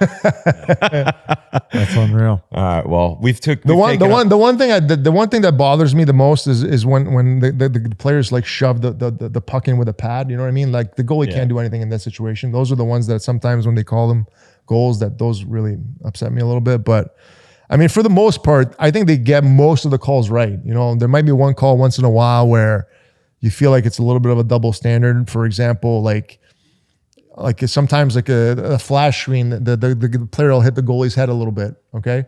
And it happened one time, like they called no goal, and then the next time it'll be a goal, and that's sometimes where the confusion comes in. Yeah. But for the most part, I would say like 95% of the time the call's right. So you're just saying it's impossible to get them right every time? Which is what tough. some It's tough people because say. a lot of them are judgments. You know what I mean? Like it's judgment call because it's like the intentions, and there's a lot of different things happening at the same time. Not usually your scenario is exactly the same. Yeah, every scenario is different. So, and the person making the call, is maybe they see it a different way. So who knows? There's a lot of gray area there, but I say for the most part, they do a pretty good job. Are you pleased with where like the league is at in general and like the growth of the game? I mean, you're seeing down here in South Florida, but like just from like even a fan perspective, are you very happy about where the NHL is at and with everything? Yeah, I mean, listen, in South Florida, it's been amazing the last 4 years. You could just see it growing constantly. With, it comes with the success of the team, of course, and it's just fun to be around here. But if you look throughout the league, there's a lot of good young players coming in, exciting players. There's a lot of buzz around these guys. So I think that's what creates excitement. And, the scoring's been up a little bit. So, all these things. But for me, and this is one of the things that I used to hear a lot when I played about, goal scoring. And people, for me, goal scoring is not what makes hockey exciting. It's scoring chances, right? That's what makes hockey exciting. So we have to find a way to create more scoring chances, not the way to create more goals. Yeah. Yeah, you can watch an incredible game that's low scoring if it's back and forth, great saves here and there. Exactly. This one's more for the people in Vancouver. Yan says you're obsessed with pizza. You actually hold the NHL record for most pizza slices consumed. Yep. And that's how he got in the Hall of Fame, you're saying? Yeah. Best pizza places in Vancouver. You know what? When I played there was none. I told you, Canada's weak for pizza. There was none. That was one. Should we open a pizza joint in Vancouver? Let's go. I used to get mine from a place in Gastown. I think it was called Pizza in Onetika or something like that. But it was like, there was no really good pizza places there. Maybe there is now. But when I was there, I couldn't find a good pizza. It was weird. I know they opened that pizza parlor now. That's apparently not bad. The parlor is awesome pizza. They go in that oven thing, and they got most pizzas do that oven. No, they got the special one. Like it's kind of like you're in grandma's backyard, like Jonathan Quick. Yeah, like a Johnny's a pizza. I have a pizza oven in my backyard. You do? Yeah, I don't bake it though. Okay. I have my father-in-law come over. His father-in-law had a pizza place. His brother-in-law has a pizza place. Your brother is my brother a in chef. Montreal. Shit. And then other fun things to do in Vancouver. What would you do with your off time there? Online poker. Yeah, online poker. I mean, there's not much I could really do because, I couldn't really go out in public that much. But, what we love to do is we'd like to go to Chipino's, we'd go have a nice dinner there. And Yaletown's, it's great. We used to walk around there all the time. So, we used to like to go for a stroll. Back then, my kids were really small. So we used to take a lot of walks, in Yaletown. And then the seawall. The seawall. Those were game day walks. Yeah, that was beautiful. Love it. Amazing interview. This was awesome. We really appreciate your time, man. and I think everyone's going to be pleasure. super excited hearing your career story. We'll have to do a skit sometime. Give back the old acting chops up. Seriously. Let's go. I got to pull up. What was the one you said because I remembered it? Him and Corey Schneider. One? Yes. Zamboni. Yeah, and thanks for getting us this interview, buddy. Yeah, no problem. You thank my kids. I have They're silly. Roberto Luongo. Spittin Chiclets is sponsored by BetterHelp. This month is all about gratitude, and there's a person that we don't get to thank enough. It's ourselves. It's sometimes hard to remind ourselves that we are trying our best to make sense of everything, and in this crazy world, it isn't easy. Everyone's doing their best. Everyone's trying to be the best father, a husband, friend, brother, sister, and at times it may not feel like you are, but you don't thank yourself enough. And here's a reminder to send some thanks to the people in your life, including yourself. I've talked openly on this before, how I've had therapy and worked with somebody and how much it helps and how much it kind of can put things in perspective when you realize what other people are going through, what you're feeling overwhelmed with, and just getting things off your chest can be such a difference maker in finding joy. And part of it is finding gratitude and appreciating what you do have. I cannot recommend talking to someone enough, and it's with BetterHelp that it'll be very easy. If you're thinking of starting, just give BetterHelp a try. It's entirely online, designed to be convenient, flexible, and suited to your schedule. You just need to fill out a brief questionnaire to get matched with a licensed therapist and switch therapists anytime for no additional charge. Let the gratitude flow with BetterHelp. Visit betterhelp.com/chiclets today to get 10% off your first month. That's BetterHelp, HELP.com/chiclets. Thank you so much to Hockey Hall of Famer Roberto Luongo. What an incredible career. That was awesome. He opened up that recap of the 2011 playoff run was wild. And, you can tell at the end, it's hard for him to talk about. I know exactly how he feels, and I was not nearly the type of key player as he was. Just an incredible career, though. Let's make it clear. He had no idea I was on Team USA. No. Zero. He's like, why are you saying us? Oh, you're from US. Yeah. There's no, I think I was on the ice in the gold medal, maybe one shift, and I was -1. Perry. That's like me saying we, and I'm talking about the Maple Leafs. That's like this. That's what it's the same thing, but I don't have a jacket. Yeah. We forgot a couple things. Biz just brought up, kind of rattled. First being what ended up leading to his trade from Vancouver back to Florida was when he was snubbed for the start in the Heritage Classic for Eddie Lack. And I don't know, you said that led to the trade back? Or? Yeah, I think that was kind of maybe the final straw. That's why, we regret not asking him. And he might even have said like that had nothing to do with that. But that's one of the rumors that was out there. Another thing was the fact that he was one of the only captain goalies in the history of the NHL. Yep. Regret forgetting that one. But, he was incredible with his answers. Like even asking about that cup run, he talked for 15 minutes and I was dialed in the entire time. Like I had fucking goosebumps on my arm listening to him talk about that run. There was a few other ones too, like some of his famous tweets referencing his infamous referencing his infamous bathroom break during a playoff game. At least you guys in Vancouver will get to see a great goalie tonight in Markey. Elite company. You're an idol. His iconic tweet channeling Kim Kardashian, featuring a Photoshop image of himself, decided to take it all off in support of my main man Strombo, Kardashian curse. So I don't know. I guess these were better written down than me reading them. Yeah, you had to be there, man. Yeah, I guess you had to be there reading those ones. Fuck me.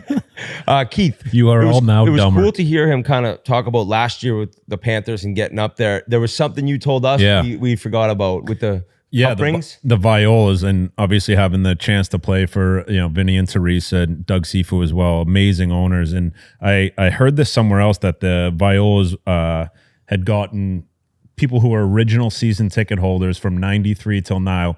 Every person that has stayed with the team through the ups and downs will receive a Stanley Cup ring. And I texted Matt Caldwell, the CEO, unbelievable guy. He said, there's 158 season ticket holders that from 93 that will be getting rings. And also, he didn't know if they were the only team, but every employee's getting one, and even the part-time employees. So just we talked about it a lot with the Italian family with Lou and stuff like that. That's how the Violas are, just family oriented, just taking care of their people. And it's cool to hear like the part-time guys, we know how it is. You come in the rink, the guys who hold the door for it. Yeah, you're giving them knucks, and they feel part of the team just as much as anyone else. And to hear that those people who have been invested this long with this organization are getting rings was a pretty cool story to me. That's awesome. Didn't you tell when you played golf the other day you had him bring it? Yeah, Sick. Unbelievable. I also forgot to say to him, his time in Florida and a lot of the years at the beginning when they struggled, that place was empty a lot, and now you go to a cat. Give me a cat screech. Oh no, that was a duck.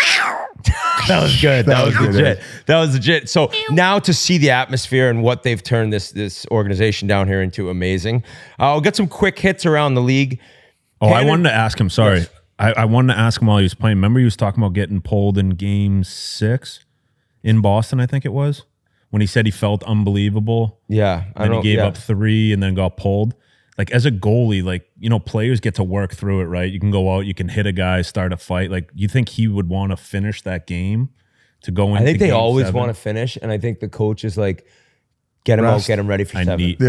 Get him out. This one's over. Get ready for 7. Yeah, I kind of see both sides. Yeah. Vasilevsky would be just giving him the Kende Mutombo. No. Hey, and also the contract controversy, you call it a controversy, but in 2009, Luongo signed a 12-year, $64 million contract that was heavily front-loaded. This contract later became problematic for salary cap reasons. He said that and led too. to the "my contract sucks" comment. Which great job, guys. Yeah, let's call him up right now.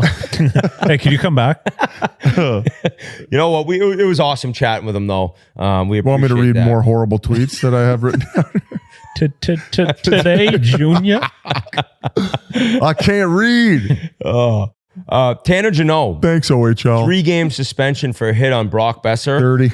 Yeah, I've made it clear before the year that if you're watching your pass, I don't really care. That one was very late. That one was real late. You didn't mind it. No, I hated it. Okay. I think those are the hits in the game where, like, we're all trying to make a living here. Like, where a guy doesn't see him, you're coming from like behind him to hit him. It's such an unnecessary play. Like, you can easily just get your body in front of him, slow him down from getting in on the forecheck. That's one of those hits. It's like it's borderline disrespectful. Like, it looks like you're going out and trying to hurt someone, like where it has nothing to do with the play. I get it sometimes on the forecheck, a guy runs a guy, he's taking 10 steps, hits you from behind. That's more of a hockey play than what I saw in that clip. I didn't like it one bit. But then yet we kind of praise a guy like Sam Bennett come playoff time. So like, what's your feeling on like, you got to have a couple guys in your team that are going to throw that, no? Yeah, you do. I think, you definitely have to have, and I think Sam Bennett's done an unreal job with that. But he does it more in the playoffs, and it's like, when the games are like that. But where I it's feel like he's an regular honest season, it's guy, the though. grind. Playoffs, it's like every man for Yeah. himself a little bit. Yeah, and both the big hits that he's thrown. I mean, the one was clean. The one on Slavin. A lot of people obviously saw the one where he got Marchand the button, where that's probably not the best example. But you're saying if it's playoff time, a little bit different. Regular season, like, come on, guys, let's just get through the 82, and then we can go lower the cage. All-time interview with you after the Marchand one, where he's just like, "No, I didn't mean to do that." Yeah.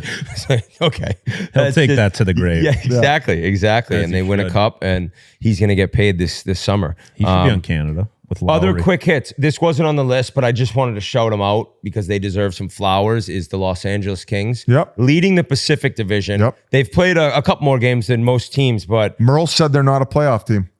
recently or before? On text, he goes, "They're not a playoff team." I said, "You're fucking Without crazy." Doughty. Without Doughty. Moore has picked it up a little bit as of late, but wasn't going that good at the start. Byfield has not got going yet. And there was one more I was thinking of. Was it not maybe Fiala, who hadn't been really? Fiala was okay. He got scratched. He actually late for a meeting. missed a team meeting or late.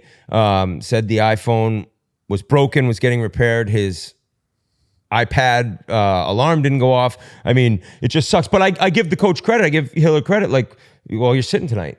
And he came back, and I think he had a goal and an assist. Yeah. So that's how to like show up after, disappointing the coach. It was also Deneau who'd been off to a slow start offensively as well. And I always talk about LA's drafting and developing. It's one of the best in the league over the last 10 years, let's say. Laferriere. I mean, he's got what, 10 goals now? I'm going to talk about him. He's got 9 goals, 15 points in 16 games. He was a 3rd round pick, hell of a pick. That was after his 2nd year in the USHL. He'd played a little the year prior, 12 games. So his real rookie year in the USHL, 45 points in 42 games. And 3rd round pick, big kid, goes to Harvard, lights it up for 2 years. Right after his sophomore season at Harvard, he went and played in the AHL, 4 games. Boom, hasn't seen it since. He's an NHL player now. You remember the best clip of his first NHL fight when his family was going nuts in the stands last season. So in New York, New Jersey kid, USA player. He's had an awesome start to the year. I mean, it's cool to see. And I think that a lot of people are like, oh my God, Doughty's out. Fuck, that's not good. This Brant Clark kid and that goal he scored on, you were on the broadcast, correct? It wasn't him who scored it. He passed did it to spinorama. Yeah. And he looked at him like, what? You ever have an assist? Everyone's had one where the guy immediately points to you. I think it feels better than scoring a goal. 100%. Because they're just like, thank you, buddy. One time I gave Eric Christensen in Boston, he hadn't scored in a little while, and I came in, got hit as the 4th man, and just like picked up my head for a slapper and gave him a shot pass, like hit his stick and went in. And he's like, thank you. I needed that so bad. Thank you. Thank you. I was like, you're welcome, buddy. Felt so good sharing and being someone that wouldn't take 17 samples of ice cream at Sloan's. But I digress a little bit there. We're going. I got one of those. I gave Did you? Connor Murphy. Remember when he went like a high tip? And it was funny because the play before I was wide open, streaking to the net, and he ended up firing it on net. He saw it was you. He's like, no. Well, and then all of a sudden, right in the goalie's belly, and I tapped him. I said, hey, find me there with the high tip next time. Sure enough, same fucking shit. Why are you shaking your head like that didn't happen? No, I'm sure it did, but the fact that it happened has me shaking my head. Like that you got open 2 times It was in a against row. the Carolina Hurricanes. If Connor Murphy's listening, shoot me a text, buddy. Thank you for that buddy pass, finding me for the high tip in this. I looked like Pavel fucking Datsuk, Detroit power play, Hall of Famer. Knee down. That segues us into Jeremy Roenick.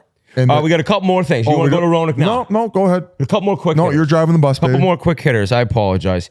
G had it highlighted.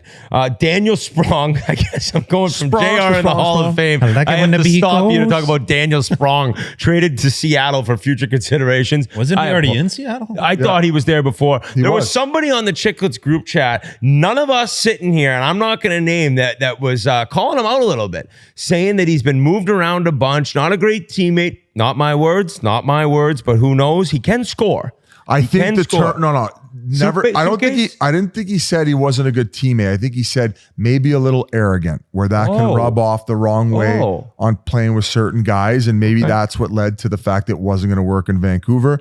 But you said I want to say he had a good, successful season in Seattle at one point. Now he's going back there, and they could probably use a little bit of goal scoring because he had 20 last year, and that's a cheap 20 because he's making under $1 million. Seattle's in. Man, it's like, where are they going to go? Like, what do you see? Say you're looking at who's an up and coming team. You're like in a couple years, man. Utah. Yeah, like Utah. I mean, I'm trying to think who else. I would probably put Anaheim. Yeah, like I've actually said Anaheim's going to get a cup before the Devils. Really regret that one. But yeah, strong prospect pool, guys coming up.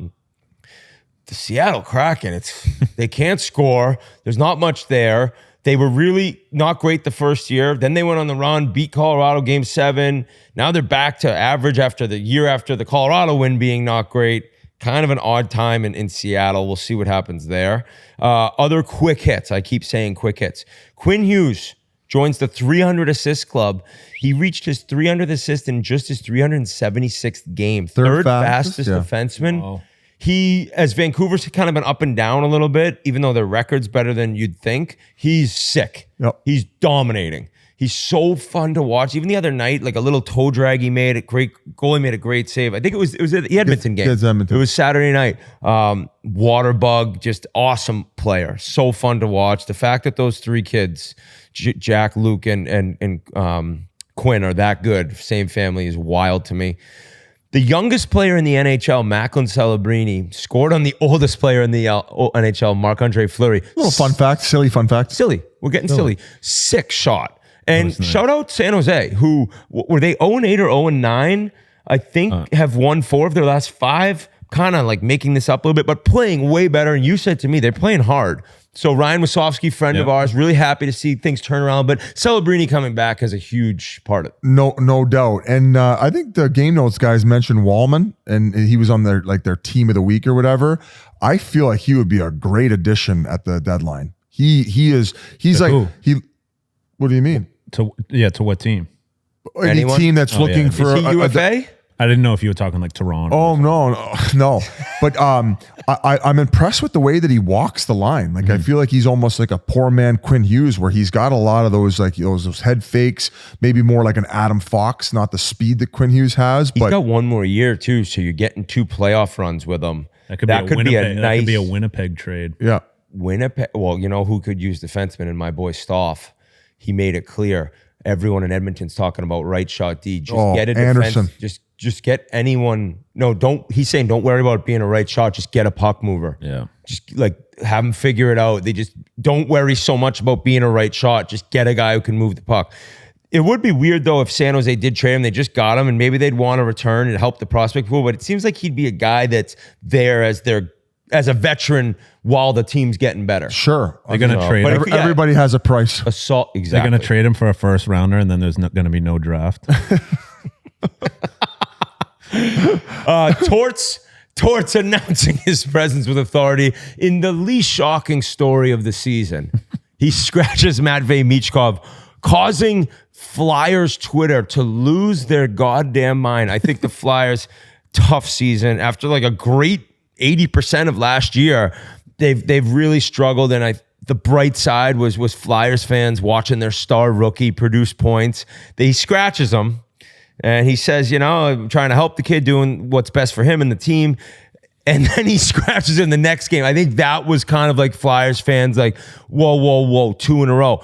Torts doesn't care. And it was a guarantee. He scratched Couturier as the guy was sewing the C onto his jersey last year. So you knew a Russian 19-year-old rookie who's probably cheating a little bit offensively, Russian, If No you offense. would have bet him healthying Michkov at the beginning of the year, it would have been minus 20,000. Yeah, like, I don't even know they wouldn't have the line. You know when like Georgia's playing like a D2 football, they're playing UMass. There's no line. Yeah.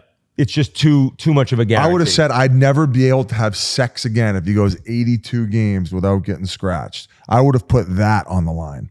Really? Yes, that's how sure I was. And that would have lasted as long as me and the rapper. I don't hate it though. I know everyone thinks I hate Michkov. Yes, you don't have much skill on that team and he can produce, but you do have to learn how to play as a pro. There is an argument for the side of like, let him play. We stink. He can score. He can get assists. But I don't think the second game was necessary. But one game, it's like, you're 19, best league in the world. It's not that easy for everyone. And that can get a guy going a little bit. He must have been furious though. Like, wait a minute, I'm leading the league. I think it was early in the season. It might have been the first game of the year. And they went to overtime with Edmonton and he'd scored 2 of the goals. And there's a play in overtime where a play happens where the rebound comes out right in the slot. Or no, excuse me, it went below the goal line where McDavid fed Draisaitl, who scored the overtime winner. And you see Michkov just go for this big swing when he could have just picked up Draisaitl. So there's going to be things that his brain just doesn't turn on for defensively that you're probably going to have to like beat into him and instill in him to him eventually get. And if that's the reason that he's getting healthied and he needs to pick up his defensive game, he's going to have to learn at some point. Why not in his rookie year? You just hope he's receptive to it. Yep. Right? Like it's I heard he's very receptive. That's good. That's to it. good. Oh, really? Yeah. Yes. Nice. Because as long as they're if you're scratching a guy and not saying anything to him, which a young kid, I'm sure they're doing video with him, teaching him, like they use it for a teaching point, right? They're not just scratching him to be like, hey, dude, you can't play tonight. So you just hope that they're doing the right thing, which I'm sure they are, and getting him better, getting him back in the lineup. So when he does come back, he's a better player. I think one of the things, it was Brian Boucher when he came to do TNT, he said that one of the quotes coming from Michkov was he was surprised at the work ethic over here and how it's just like, you know, even after games, guys are going in there and working out. So which is kind of shocking. Yeah, Russian training camp. Because I feel like KHL is a lot harder. So there's planes dumping shit on you on the boat. When you're out there. So I was surprised to hear that, but he was saying that he's excited to get in even better shape. And maybe it kind of leads to what you were talking about, him not necessarily being the fastest. So there is a room for a lot of growth there. And the fact that he is receptive to it and open to it. And, you know, it's just a matter of time before he breaks through and he's not getting health bombed. Amazing class going into the Hall of Fame this season. Yeah. Our boy JR, Jeremy Rona, got the call, and everyone talked to him in his scene when he got the call. He like didn't believe it, and I think he had a missed call from the Hockey Hall of Fame, and he started crying when he heard, which I bet you is the most normal reaction. Actually, Ray Bork told me, I was playing golf with him recently at Salem Country Club, and there's a great hole out there. It's tricky. 10, 11, 12, 13th hole at Salem.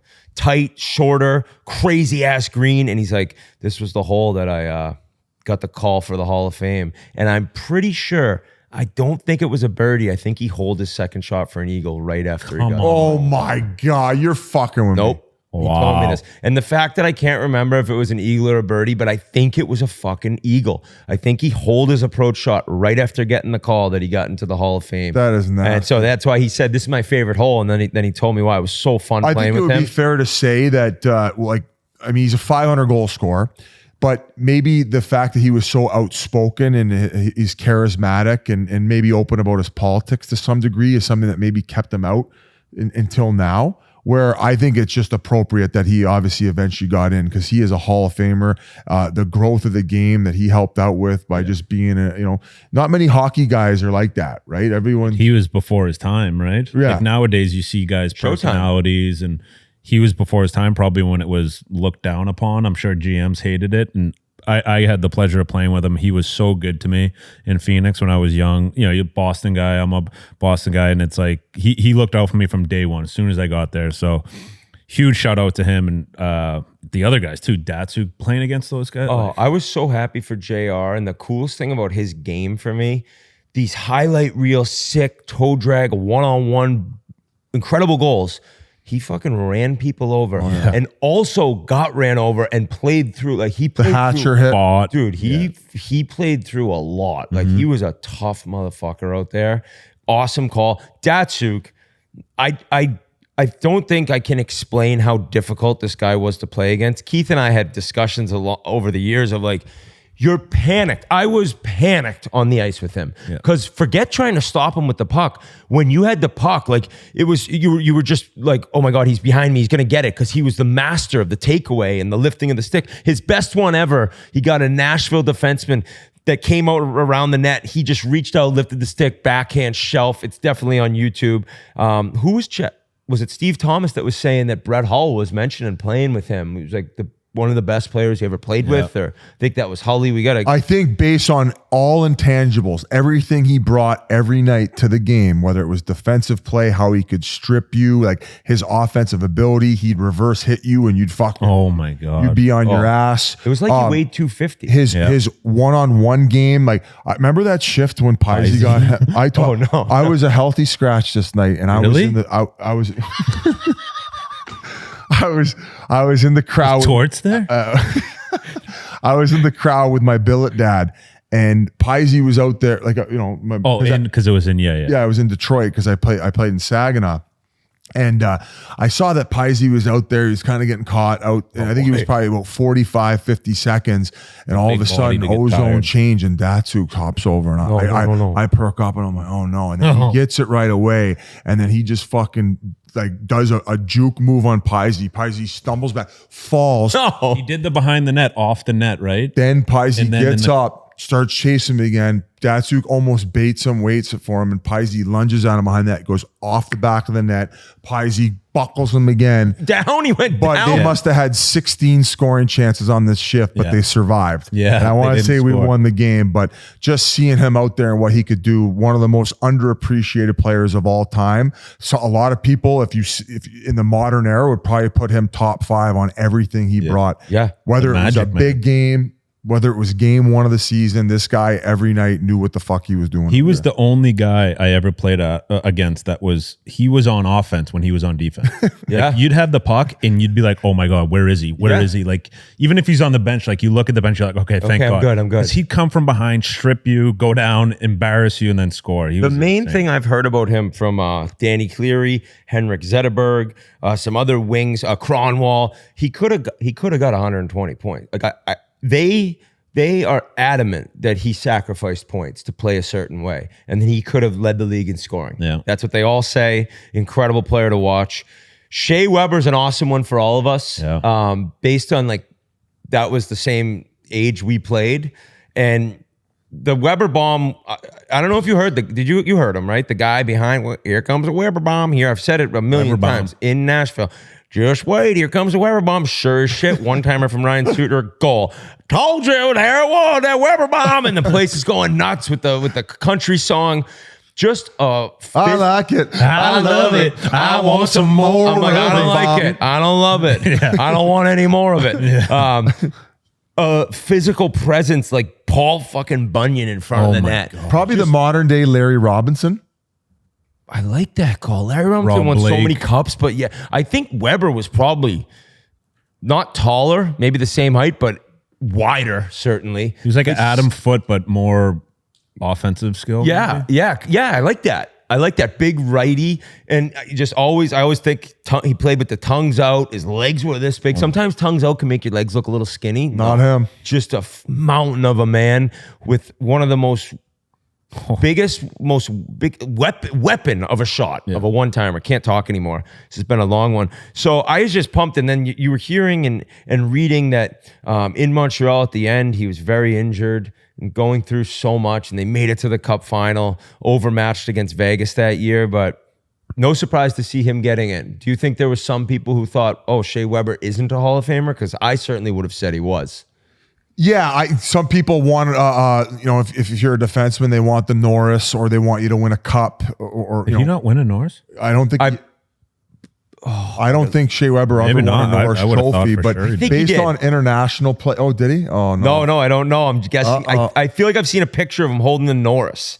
So let's see right here. I'm gonna be twice runner up. Oh, Biz, stay off, buddy. Harry Knuckles. To Lidstrom and Chara, was it? No, it says here Weber was a Norris Trophy candidate for the 3rd consecutive year.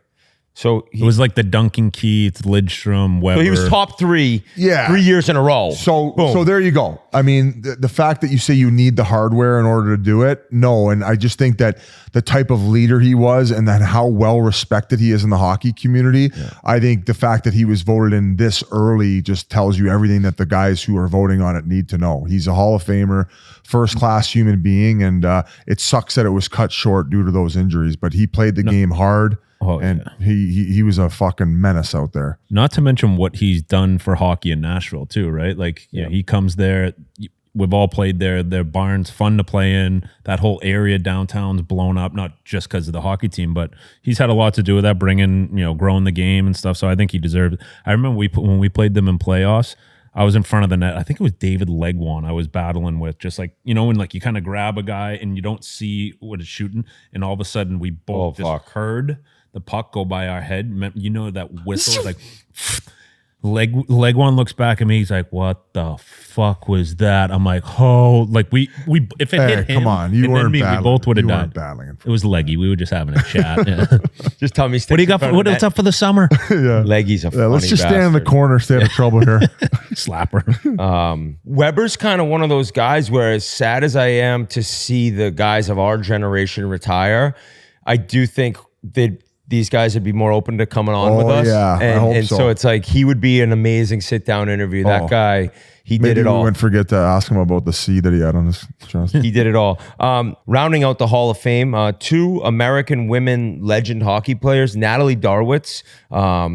She won 3 gold medals in the World Championships. That'll do it. She led the 02 Olympics in goal scoring. And then she got 2 silvers in 02 and 2010 with Team USA and the bronze in 2006 in Turin, where it's spelt Turin here. That's what I'm saying. T-U-R-N.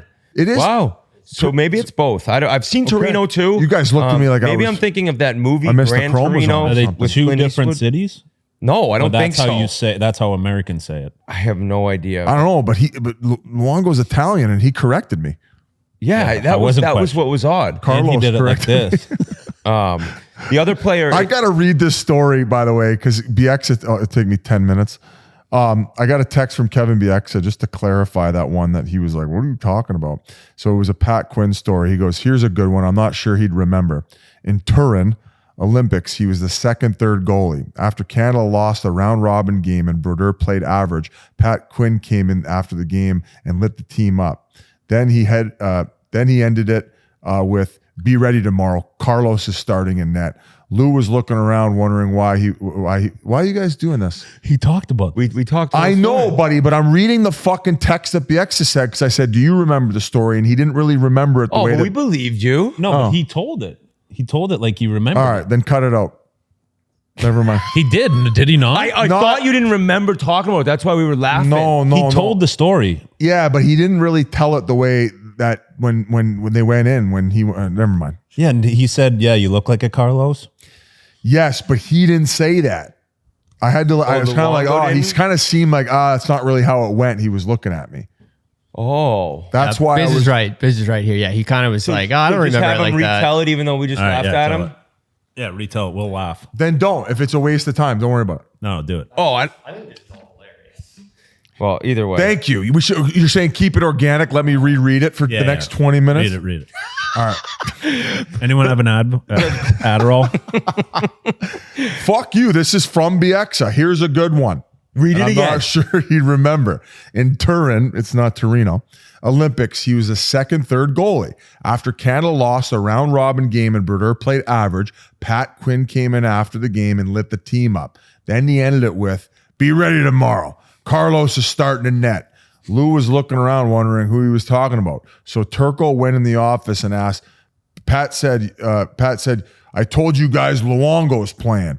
And Turco's like, no, you said Carlos. And Pat responds with, well, he looks like a fucking Carlos. And that was it. So I guess I shouldn't have read it based on Jans' reaction. No, give me another Luongo tweet, please.